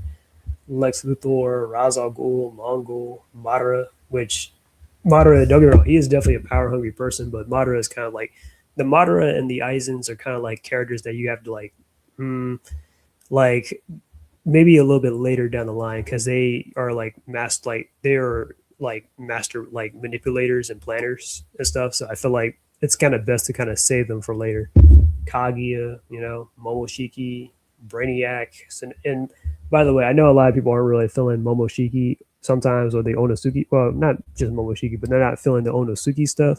But I gotta say, like for the people that complain about Naruto not having like, oh, they don't have irredeemable villains and stuff like that, or their villains have like a side, like a sad story or whatever. Momoshiki does not have any kind of sad story. Momoshiki is just straight up evil, man. I gotta say, like, he is power hungry. This man literally ate his own dad and stuff like that, and he is like definitely spoiled, rotten, and stuff like that. He doesn't care. Okay, so I gotta say, yes, he's definitely a power hungry person that really doesn't care besides getting more powerful or doing things that like for himself. Brainiac, Sinestro, these are some classics right here. I was still trying to brainstorm power hungry type characters. Bowser from Mario, Ganondorf, Analogia from Fairy Tale, Sephiroth, and General Zod. So those are just some classic villains that I just thought of that I was like, all right, well, I need something to like refer to. So I just made this big old list. So I thought that would be fun to talk about here. All right, this is another one of my villains. So I based this villain, and Ashes, I hope you're listening. I based this villain actually off of Baxter Stockman from the 1987 TMNT. Now, don't get me wrong, I don't agree with race swapping Baxter Stockman to be like a white guy and stuff like that, like how they did in the 87 cartoon. And of course, in the like later on years, of course, they've race swapped Stockman to being, back to what he originally is, which is being a black scientist guy and stuff like that. But don't get me wrong, though. I actually do like the design of the white Baxter Stockman, though. So I thought, I could probably reuse that in a way and use it for like another character. So this is what I'm using it for this specific character right here. And I also had the idea because I was thinking about Blade, and I was remembering that ending scene where like Blade kills that one vampire, and like at the end of Blade 2, and he was like, "Oh, you thought I forgot about you," and then he like stabs him with a katana. Yeah, yeah, I was like, yeah. So he's based off of that. And I might even put down Doctor Eggman too, because I'm thinking about like when he takes off the little sunglasses or yeah the shades or whatever, he'll have like the red like pupil eyes and stuff like that, and the black corneas. I thought that would be a little bit cool. I'm gonna explain what he does in a second, but yeah, but his name is Familiar, which obviously I got the name from Blade and stuff. The name Familiar and how he is like with Lord Ire, my character right here where he just he's his resident scientist type of guy. So he's like 48 years old. He's 4'10", uh, basically red with black pupils or whatever, uh, or vice versa. He's a strawberry blonde. Species is a human. I can't make all my characters, all my villains humans, but I got to, but I got something in the works for that one. But yeah, his occupation, evil scientist and demonologist, and his powers and abilities: genius level intellect, demonology, demon empowerment, demon summoning, demon constructs, corruption induction, and demon magic. So basically, what I plan on doing with this character when it comes to his powers is like I was thinking about like he's a human, right? But he has the ability to not only summon demons, but he can like merge with them, or he's gonna like become like some kind of weird demon, kind of like chimera or something like that, or stuff like that. I was thinking like doing crazy things with his characters. I was like, okay, and he serves under Lord Ire and stuff like that. But he does all these sciences things where he can like merge people with certain things, and blase blase. And then this is another villain that I had thought of, who is yeah, who is that? What did I miss? I can't really say. These are some of my characters that I had created that I'm just talking about and sharing with you guys. Would you agree that Shadow the Ultimate Life Form is gothic, Surge the Tenrik is punk, and Kasami, excuse me, is emo? I mean, I guess I would kind of agree to that. I suppose.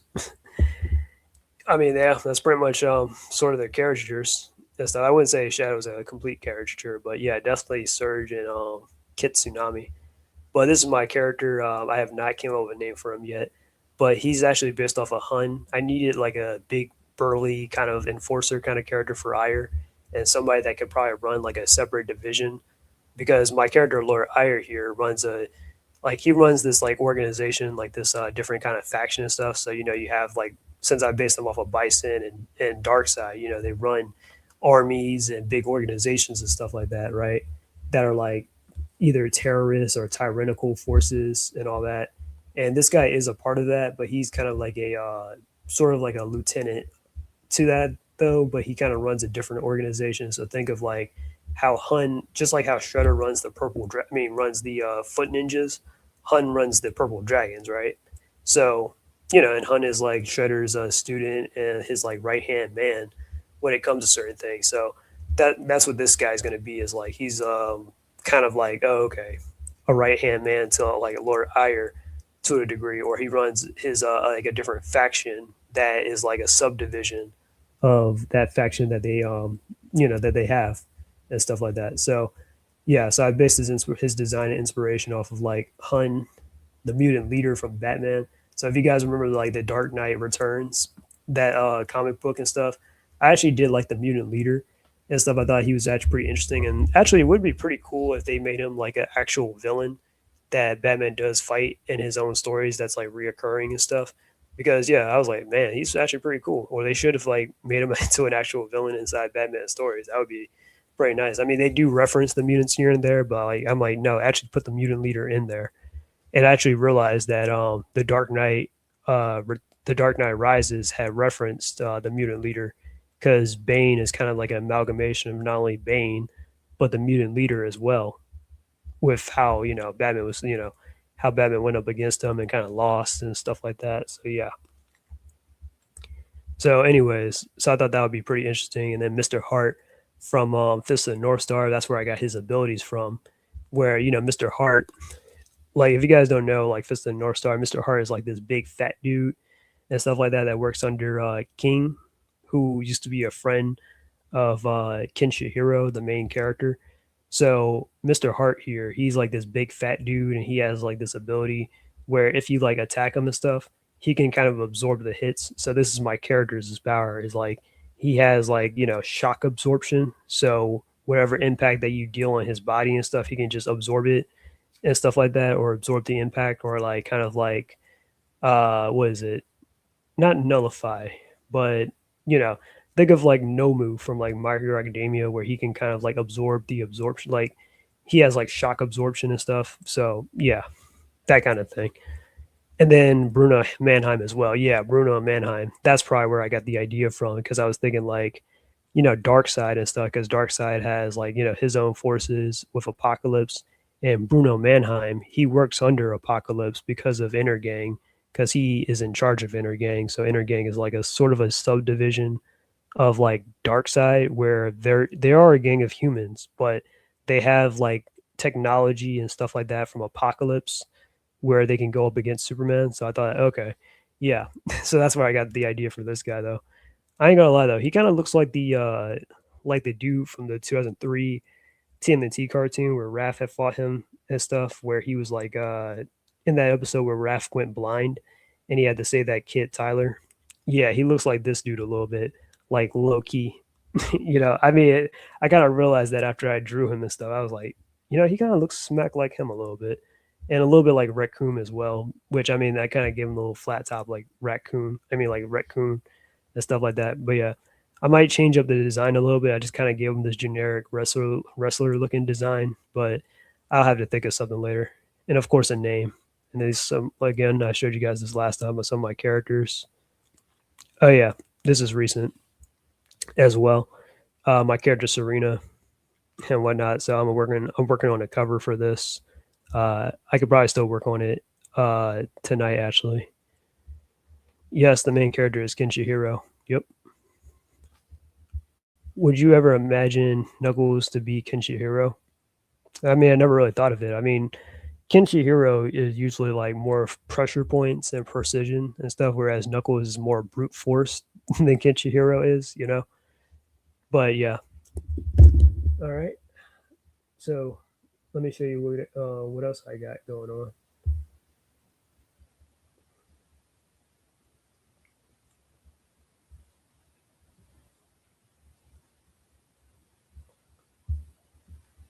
One thing I wish more stories did is a reverse version of factions like Krang, Hybrid, and Starro, where the aliens actually want to turn it into humans to become perfect. That could be interesting. That's an interesting idea. But or like take on like a human type of form or something like that.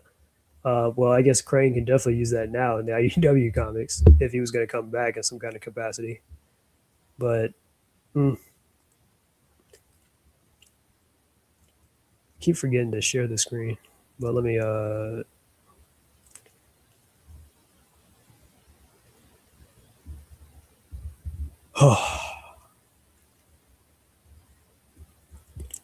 yeah, so this is what I drew before I started the stream.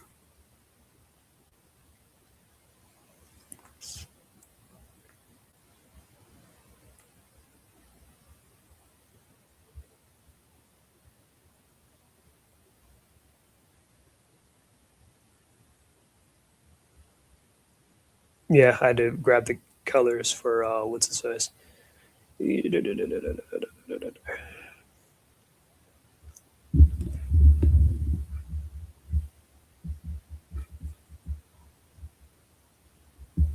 All right, this is from my new sketchbook that I just got a few weeks ago and stuff. Where I'm going to try to do some of my animation stuff in here and some like storyboards or like comics and stuff that I have in mind. So just a thought.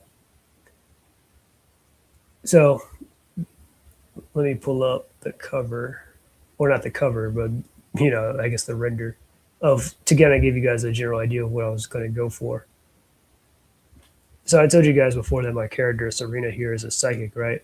So my plan is I'm going to like trace over these psychic objects and stuff like this crystal ball, this spoon. You know how like psychics and stuff like to like bend spoons and stuff like that or whatever to show off their powers. Yeah, so I thought that would be an interesting idea. And then let's see, and then this like wooden mannequin thing that artists use to like for poses and stuff like that. Yeah, that's what I was planning on doing and stuff. So this might be real quick. Like I could probably honestly draw this real quick and stuff in front of you guys and then put it all together. So let me try to work on that for a bit and also pull up my phone and we can chat a little bit. Well, I can read the comments without having to switch tabs so many times.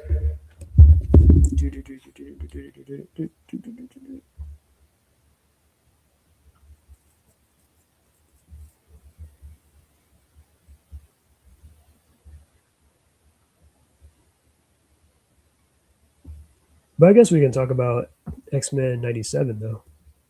So X-Men 97, yeah, so I guess the final episode had just came out for like the last season this week.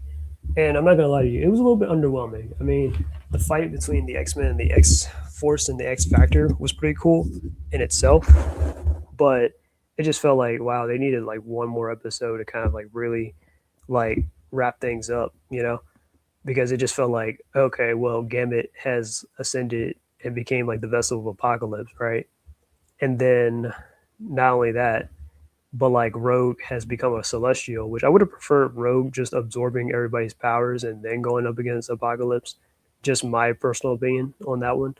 But versus her just become a like part celestial and stuff because it just but it just felt like oh, okay, well this epic fight that we've been anticipating just kind of like fell on deaf on deaf ears in a way. So that was a little bit of a disappointment. But outside of that, though, I actually am enjoying the show, and I like how we're actually getting focused on other characters than just the simple core members of the X Men. Because there's plenty of like of X Men members out there and stuff like that. But that's like I'm like that's like yeah, that could be somebody else's favorite than just I don't know Wolverine or Cyclops or Jean Grey or Storm all the time and stuff like that. Speaking of which, as much as I do like what's his face, Classic D Man and stuff, I just saw his short recently where he was trying to claim that Marvel Rivals is being sus because they didn't give or promote Storm, like they didn't give Storm a lot of costumes or whatever, her like swimsuit and stuff. And I'm like, well, Storm does look kind of sexy still, but she doesn't have a whole lot of costumes compared to other characters and all that stuff. And it's trying to claim this whole, well, she might like, Marvel Rivals might be racist or something. I'm like, bro, stop it. Like, bro, stop it. Because like, yeah, and he brought up the whole Moon Girl thing being an example. I'm like, Moon Girl, nobody cares about Moon Girl like that. Devil Dinosaur, sure, but Devil Dinosaur became like he came before Moon Girl and stuff, right? So it's just like it's weird to be like, all right, well, that people are all of a sudden just defending Moon Girl and stuff, and that's what a lot of blurs tend to do. Is like once they hear about like some black character or something like that, they'd be like, "Oh my god, why did they focus on this?" But nobody cares about that character. There's a reason why they left this person out in the first place, or how Moon Girl is a child, and they were saying that we don't want to really, like, it's a shooter kind of game, and we don't really want to do this thing with children. So it's like, yeah. So why would Moon Girl be in the game if that's the case? Crystal ball. I thought about something. Do you think that it would fit the Shredder or Splinter to have a former student make him Tai Lung type of villain? I just do remember that it was done in TMNT. That actually is a pretty interesting idea if they did have something like that with Splinter or the Shredder, where they had like a Tai Lung type of student. I mean, most of Shredder's students are loyal to him. Like they're already kind of loyal to him, anyways. So I don't know about like him having. I mean, he could still have a rogue student, and it'll that's kind of within reason though. And Master Splinter, for Master Splinter, if we're gonna like go back to like let's say his Hamato Yoshi years and stuff like that, of course, then yeah, I can see that possibly being the case where that student might feel abandoned, or he might feel like, oh, you know, I've changed a lot, and I'm taking your teachings, and I'm becoming this like rogue and stuff like that. Like I can kind of see that too.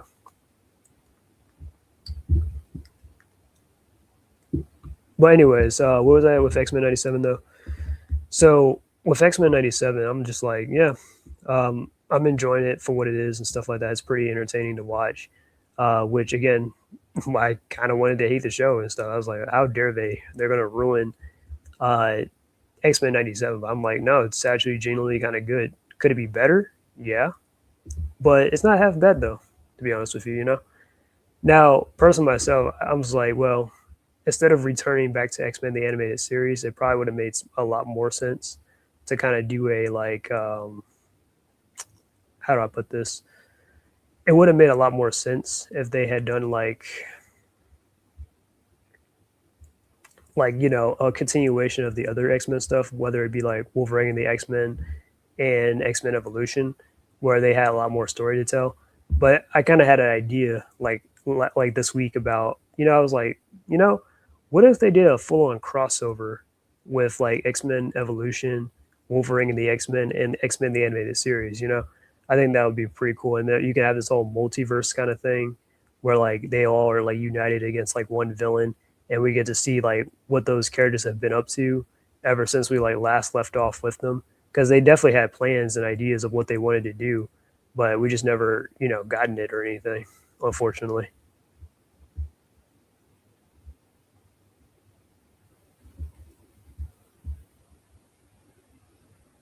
All right, that's better.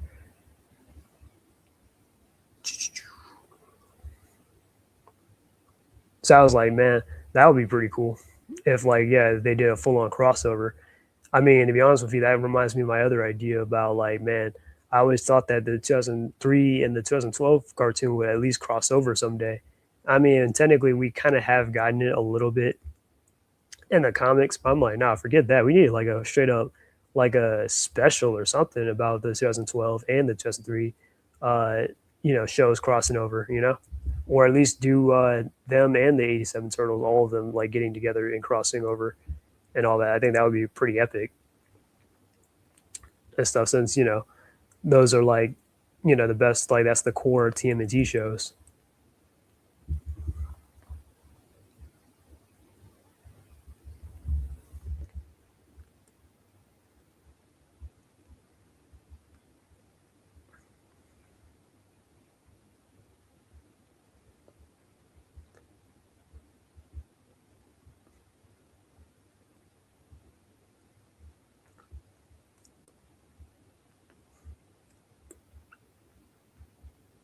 So what was I thinking? I also was thinking about my character having some influence or some like inspiration from like Rose as well from Street Fighter. So like Rose is also like she's kind of the female counterpart of M Bison, where she is like literally like the good half of Bison. Like she was actually a part of him at one point, and at one point where when Bison started to learn more about Psycho Power, he had split his good personality and his evil personality, where the evil personality is Bison, or it's all Bison, and then the good personality is Rose and all that, right? So Rose is trying to stop Bison and everything and stuff like that.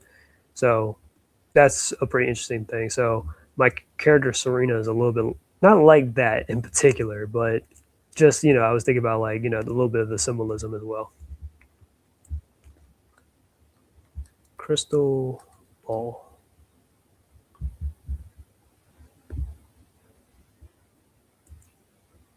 I also got this this pose from that 2005 Electra movie poster.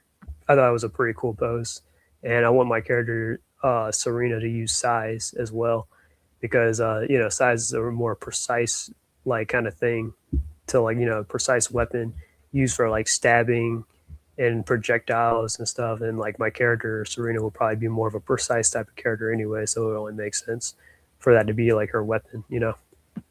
All right, this is pretty easy. A spoon.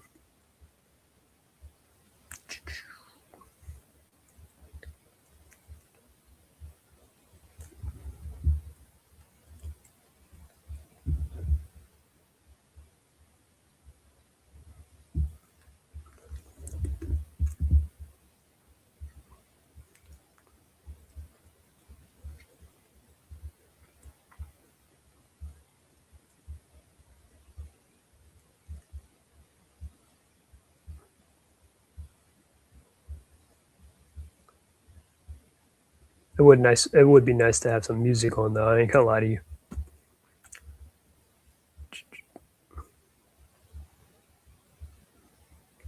I guess I can take a break and show you guys some music, or at least I'm not sure if you guys will be able to hear it or not. But let me share it anyways.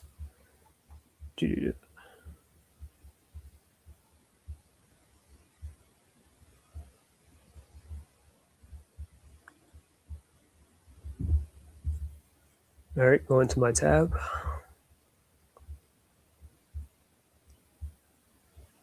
I ain't gonna lie though, Dragon Ball Z Kai definitely did have a fire intro and the little fire outro too. Hmm. Should I play Butterfly Kiss? Yeah, why not? It's a good one. With 2 kids and busy schedules, you gotta find the win. And Dick's new Scorecard Plus membership is an easy W. For 99 a year, you get If you guys remember Rave Master, it was created by Hiro Mishima, the guy that created Fairy Tail, and this is like his thing before Fairy Tail.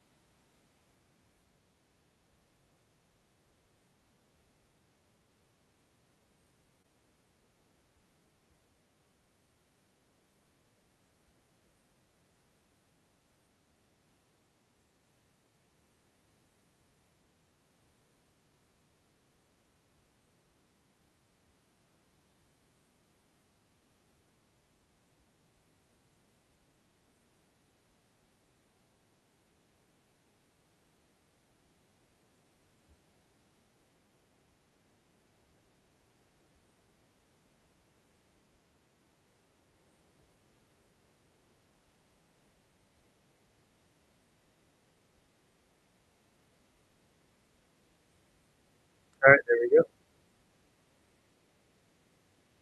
I always feel like I can do better. I probably should do that in reverse, but oh well. All right.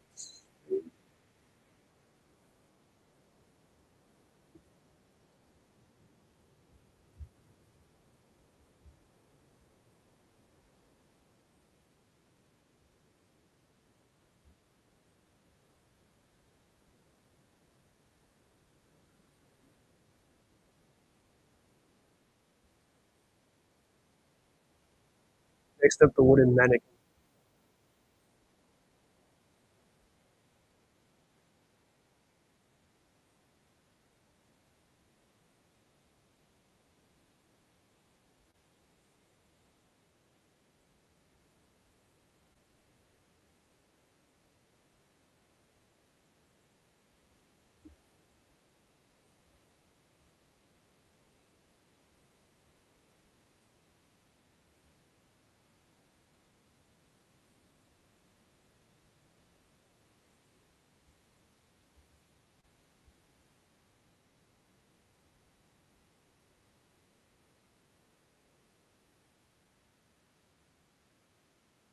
And always remember to always put a layer on because it always gets annoying to not have a layer on. When you get far into the thing and you're like, oh man, I've got to add another layer because you'll have to do that all over again. But these aren't too complex stuff.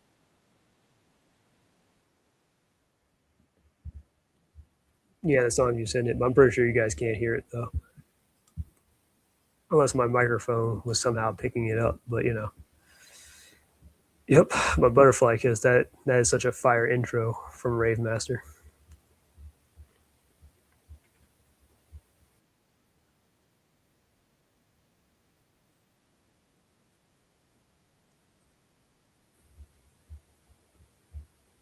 Oh yeah, well, I guess I can talk about this too a little bit. Um, but animes, I guess. Uh, I was, like I said earlier, I was watching Bleach yesterday. So, yeah, I mean, I'm rewatching it on DVD and stuff like that. So I got ownership of it. And, I've returned to like Naruto and One Piece so many times. Why not, do the same for Bleach, right? So I'm on episode, I think, 16 of Bleach. So I got like four more episodes to go of the first season because the box that I got came with 20 episodes. I thought it was 40, but my mistake on that one. It's 20 episodes.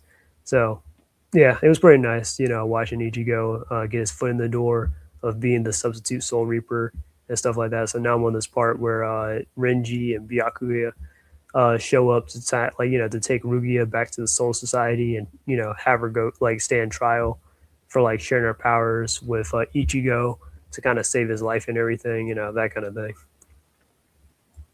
So that's gonna be pretty fun. I don't know, maybe I might be tempted to even rewatch the Rescue Rugia arc or well the Soul Society arc inside Bleach, but we'll see. Um, but Slayers, yeah, Slayers is one of my favorite animes and stuff. It's a sword and sorcery type anime, so it feels like kind of like a JRPG type game. But yeah, I was rewatching this arc called "Happy Birthday to Your Sister," Fox. Yeah, appreciate it, Mal. Yeah, I see your comment. I know I can't ring it up right now because I'm drawing, but yeah, appreciate it. Yep, she recently just turned 31, so yep. So I just thought about putting that up there because since I'm recording this around that time, anyways, can look back and be like, oh yeah, I've recorded this on my sister. Well, at least the 2 days after my sister's birthday. So there you go. But anyways, where was I at saying something about? Yeah, so Slayers. I was rewatching because Slayers is like my favorite anime, right? And I have like literally the box sets of Slayers. All right, I have the box set of the like so. In case you guys don't know, there's like 5 series, sort of, or 5 seasons of Slayers. So there's Slayers, then there's Slayers Next, which is the second season, technically. Then there's Slayers Try, which is the third season, and then there's Slayers Well, after Slayer's Try, it kind of went on a whole like it kind of was supposed to end, but then they kind of brought it back later on. I think in the 2000s or maybe 2010s era with Slayer's Revolution and Slayer's Evolution R. So I got Slayer's Revolution and Slayer's Evolution R on DVD that I had gotten at this convention. I was like, wait, is that Slayer's, uh, like Revolution and Evolution R? I've been waiting for a minute to get this on DVD to like rewatch it and stuff like that. Even if it's not like the strongest out of the series, but still, I appreciate Slayer stuff. So I bought it and stuff. So I have the whole entire like set of Slayers besides the OVAs and stuff in the movies, which that would be nice to have that too. But yeah, yep. But Slayers. But anyways, I was rewatching the Copy Rezo arc, which the Copy Rezo. So basically, in case you guys don't know, one of the villains inside Slayers is basically this guy that used to go by the Red Priest named Rezo. He's kind of like a very powerful, like sorcerer, and a very like he's supposed to be like a benevolent person that goes around and creates miracles and stuff like that for other people. But in truth, he's a blind guy, and he's been working on a cure to kind of cure his blindness. So he was doing a bunch of crazy things, like a lot of, and trust me, he did a lot of evil, and I mean evil things, just so he can get his eyesight back. I mean, at one point, this man, like, literally, like, planned, like, he had a plot that, like, literally poisoned an entire village of people, or, like, he made everybody sick in the village or something like that. And in order to find a cure and stuff, like he was like, yeah, you gotta I'll put you guys in a little stasis thing or whatever, and pretend like he had nothing to do with that, so he can figure out like a way of like getting his eyesight back or something like that. I was like, yo, this man is evil. But that's also because he has a demon lord that's sealed within his eyes, and a part of that could be like a part of like he might have been manipulated or something like that as a possibility. So you never know, you know. But anyways, he made a clone of himself, right, called Copy Rezo, or at least he did in the novels. But in the show, one of his assistants, Eris, had created a clone of Rezo because she was in love with him and stuff like that. And she wanted to like kind of bring him back in some kind of way or whatever, but she knew that she would never be able to bring him back since he's dead. And the one that, is a clone. And then the clone started to like kind of get a little, started thinking a little bit independently, let's just say, where he wanted to surpass the original because he hated being like called a clone or being called Copy Rezo and stuff like that, or being in his shadow. So this guy went out of his own way and like killed an entire like he destroyed like half a city of people and stuff like that, and then was like going after this girl, which that's the main character, Lena, and stuff like that, to kind of like prove that he is stronger than his original counterpart and stuff like that. So it's a lot. It was a lot of stuff. I was like, man. But I was just rewatching that arc just for old time's sake because I was like, man, I need to. I'm like, this guy was like truly evil, but I gotta like, yeah, just remind myself, like, man, yeah. But Slayers is such a also a funny show at the same time. Like it can be serious, but it can also be pretty funny too. Like the jokes. I mean, it may seem a little silly, but I'm not gonna lie to you. The jokes in that show can always get me to laugh and stuff like that. I'm just like, oh my god, or it would brighten up my day in some kind of way. So that's why I kind of consider it to be one of my favorite animes, because once you have something that can like really, like, I don't know, like leave some kind of like effect on you, or like in a way kind of like get a reaction out of you, like especially in a positive way, then it's definitely your favorite.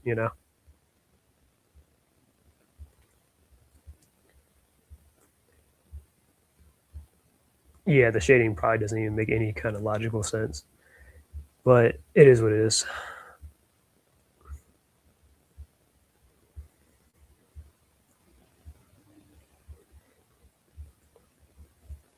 So I'm doing this little shading, which you'll see in a minute, of how all this comes together with my character, with the size, the Lamia.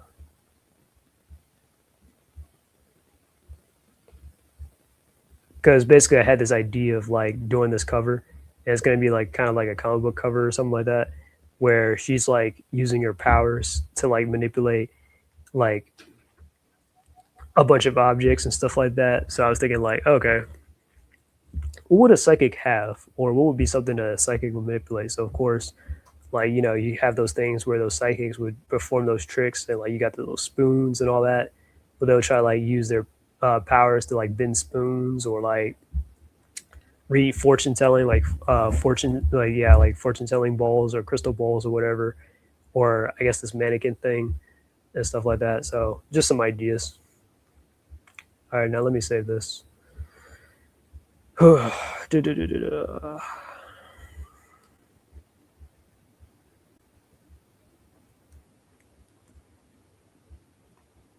I ain't gonna lie though. Like I said, I was watching that Street Fighter movie earlier too, and that was hilarious. I mean, I know it's not perfect, of course, because that is, the John Claude Van Damme Street Fighter. So of course it's not gonna be. It wasn't perfect, but still, it was. It was some of it. It was pretty funny though, or whatever. When you just look at it and just enjoy it for what it is and stuff. Where some of that stuff, like where John Claude Van Damme as Guile, he was like giving the speech. He was like, "They want us to go home. Well, I'm not going to go home. I'm going to go to that island, and I'm going to go up that river, and I'm going to kick that son of a bitch Bison's ass so hard that the next Bison wannabe is going to feel it." I was like, "Yeah, that was." I was like, "Man, that's a motivational speech right there." Or like, yeah, like yeah, they had some funny lines in that one. All right. Pictures.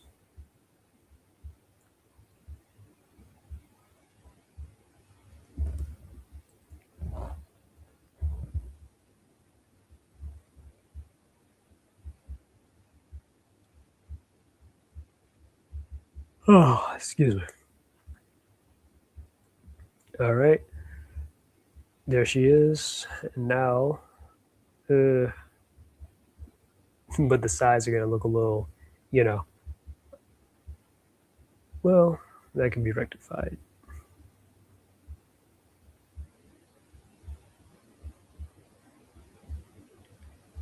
A little bit more.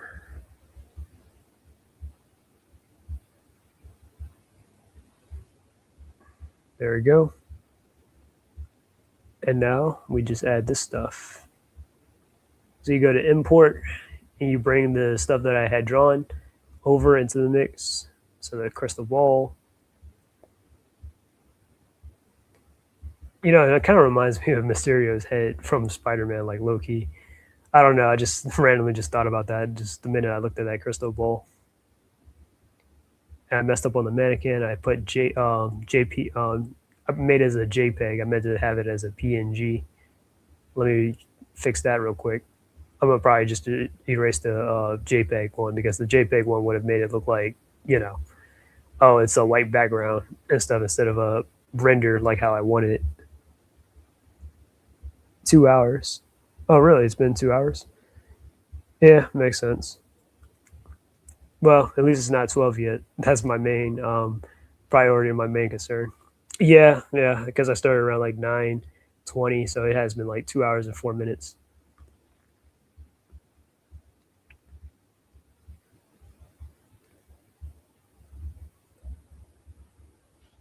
All right, so now let's work on this cover. Gotta sort the stuff in place. So she got her size out, but then she's making these objects in the background float or whatever and stuff like that, or move, like manipulating it.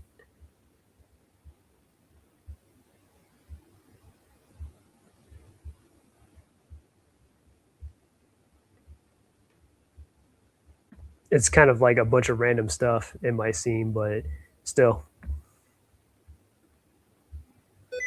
I gotta stop doing that because I'm holding shift and I don't really have to hold shift unless I'm making it smaller like that. Mm.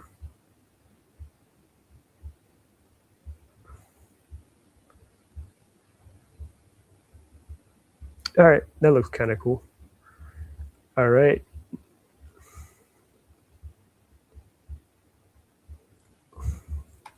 Now let's snap all this together. So you hit merge with visible layers to kind of make a lot of this stuff come together. So there you go. Now I can do whatever I want with the background. What do I want to do with the background is the real question.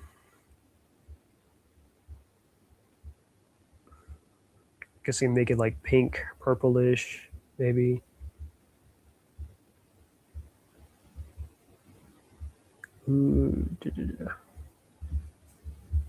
And then what next? What next?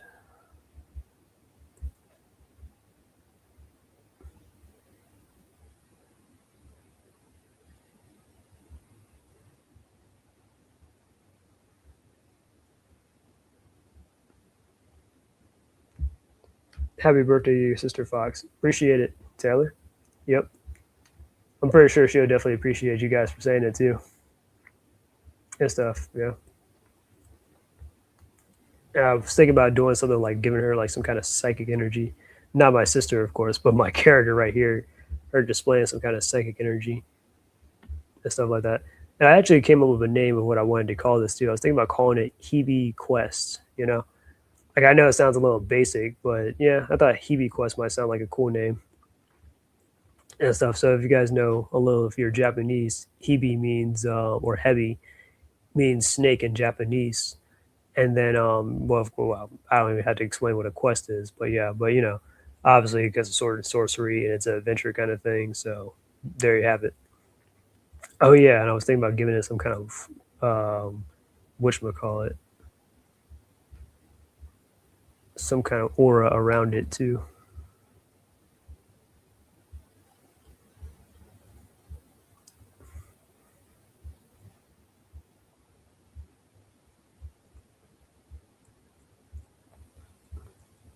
It's a little bit too big.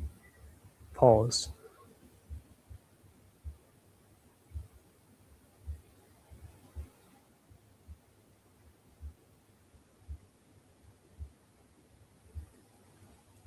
I could. Oh wait, I messed up. Let me create a new layer.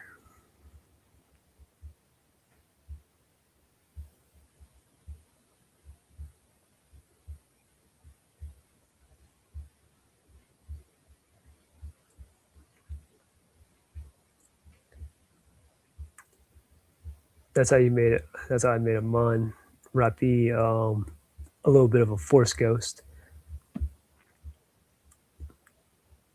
in that video that I did. Have his little filter.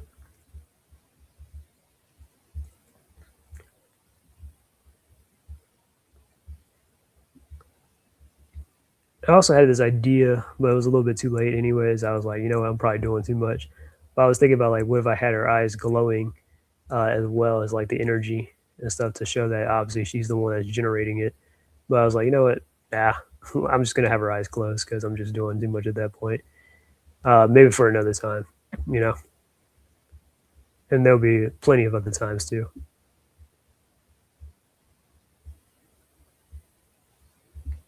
All right. And the next thing you do is you hit, let's see, let's go for soft light. There you go. Make it a little bit, yeah. I'm going to go with hard light. Let's see. Nah, back to soft light. Back to soft light. Yo, what up, everybody? What's happening, Jay Leno? How's it going? Just doing some drawings and stuff like that. Doing a little, working on my cover for my character and stuff. So basically, she's a, and this is not in reference to Jean Grey because of Spider-Man Brand New Day or anything like that, but my character is a psychic. So she's using her powers to like move these objects and stuff like that around. So this is what it's going to look like with the cover. Now it's going to have the title appear and stuff, and it's going to be called a Heavy Quest. So, you know, because my character is a Lamia, so, you know, she's part snake, part woman and all that. And then quest, like the adventure and stuff. So I thought that would be pretty cool. Because I kind of like the idea of like covers and stuff sometimes looking like, to me, in my head, I think like when you play like those old classic PS1 or PS2 video games, like what me and SSJ was talking about earlier with X-Men Legends, we were kind of saying how like in X-Men Legends, well, we weren't saying anything about X-Men, well, about this in particular, but I like the loading screens on like X-Men Legends, for example, right? where they look like straight up like comic book covers or like, the galleries and stuff were like, so that's what I have in mind for my character right here is like to do this with her. I've seen Frozen 3 on video and seen SML new video as well. Nice. But yeah, just for randomness, let's see.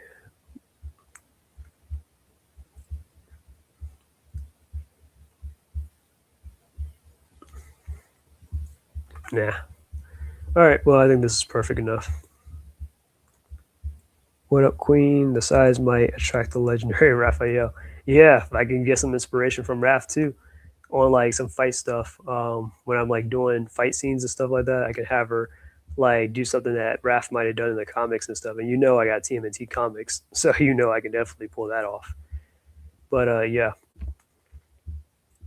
I think I'll keep this the way it is, and then I'll probably add the title later.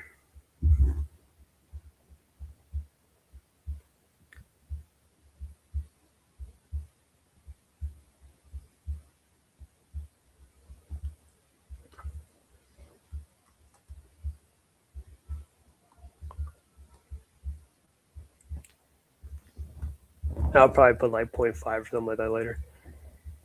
All right, well, that's all I really got as far as I can say and stuff so far.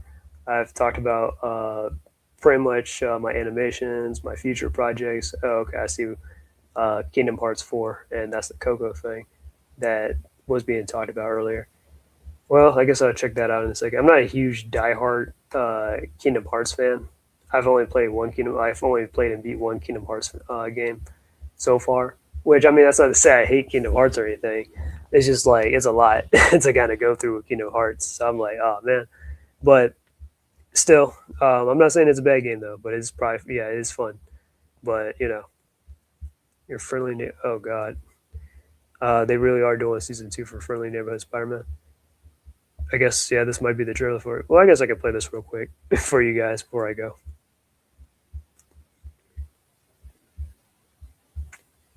Share screen.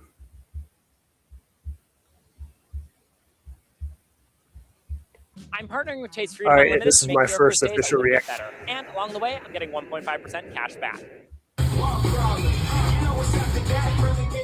I see they still got that little rap thing for that year Friendly Neighborhood Spider-Man, but let's keep listening. Watching.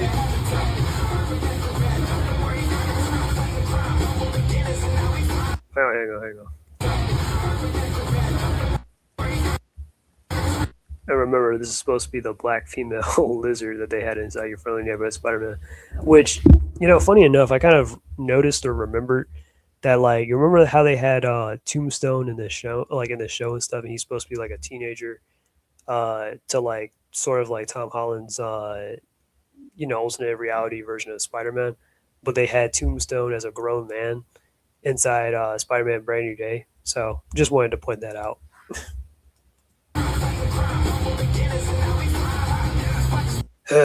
Great. They have Spider-Gwen. Nobody cares about Spider-Gwen. Okay, they got Daredevil finally in the outfit.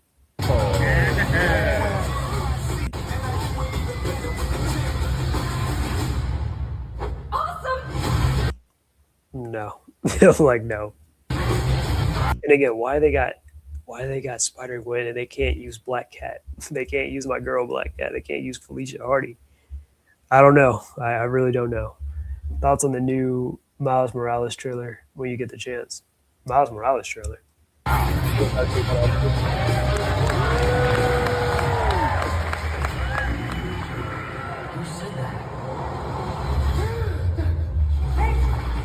Oh, great. They're bringing back the symbiotes. Oh, yeah, that's right. Because they had the symbiote anyways in the last season.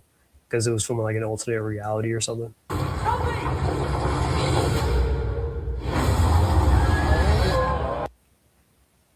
Well, okay then. What am I going to bring up?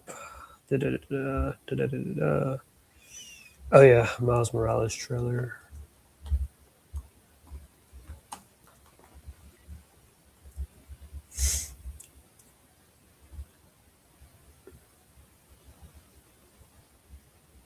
I mean, I know they got to be a little bit more specific. Spider Verse trailer. There is a new one? Oh yeah, yeah. I guess this what you might be talking about. Nope, that ain't it.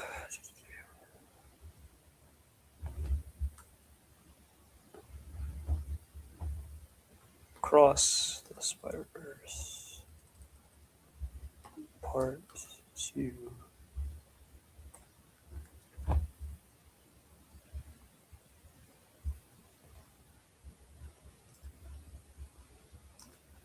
E3.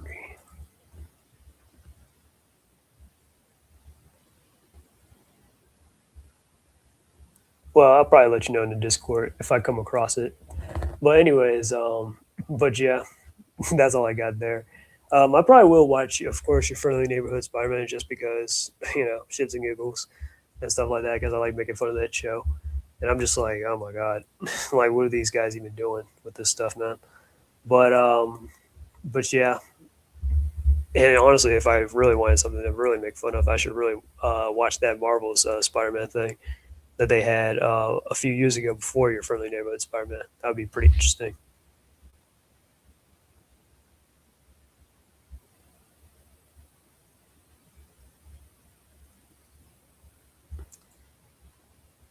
Spider-Verse trailer. We have to wait till June for the film to be released. It's really an extended scene with Prowler. It was on X. I don't know if I made it way there yet. Oh, okay. Have you heard of an anime called Cyberpunk Edge Runners? I think I've heard of it, but I've never really seen it though. But yeah. But anyways, that's all I got here in the tank. It's about to be 11:40. It's 11:37 currently. Tomorrow, I'm not gonna stream, but I am going to probably just go to the gym early in the morning, work out. I guess that finale of that My Adventure Superman show is coming out for like the recent season, and I love to hate watch that show, so I'm gonna watch that after I get back from the gym. Chill out, probably play some video games, Saga, and that game Tenshu Stealth Assassin that me and SSJ was talking about earlier. So that should be fun. To read some comics. I was reading Milestone earlier today. But yeah, that's all I got. But I appreciate you guys for stopping by and stuff. Don't forget to like, share, and subscribe. This is the Kage Little Fox, and I'm out. Peace. And until we meet again, have a good night, everybody. No, don't leave. Just playing, bro. See you, man. Yeah, I'll see you, bro. Oh, just playing. Oh, bro. Yeah, that's how. Yeah, the tone.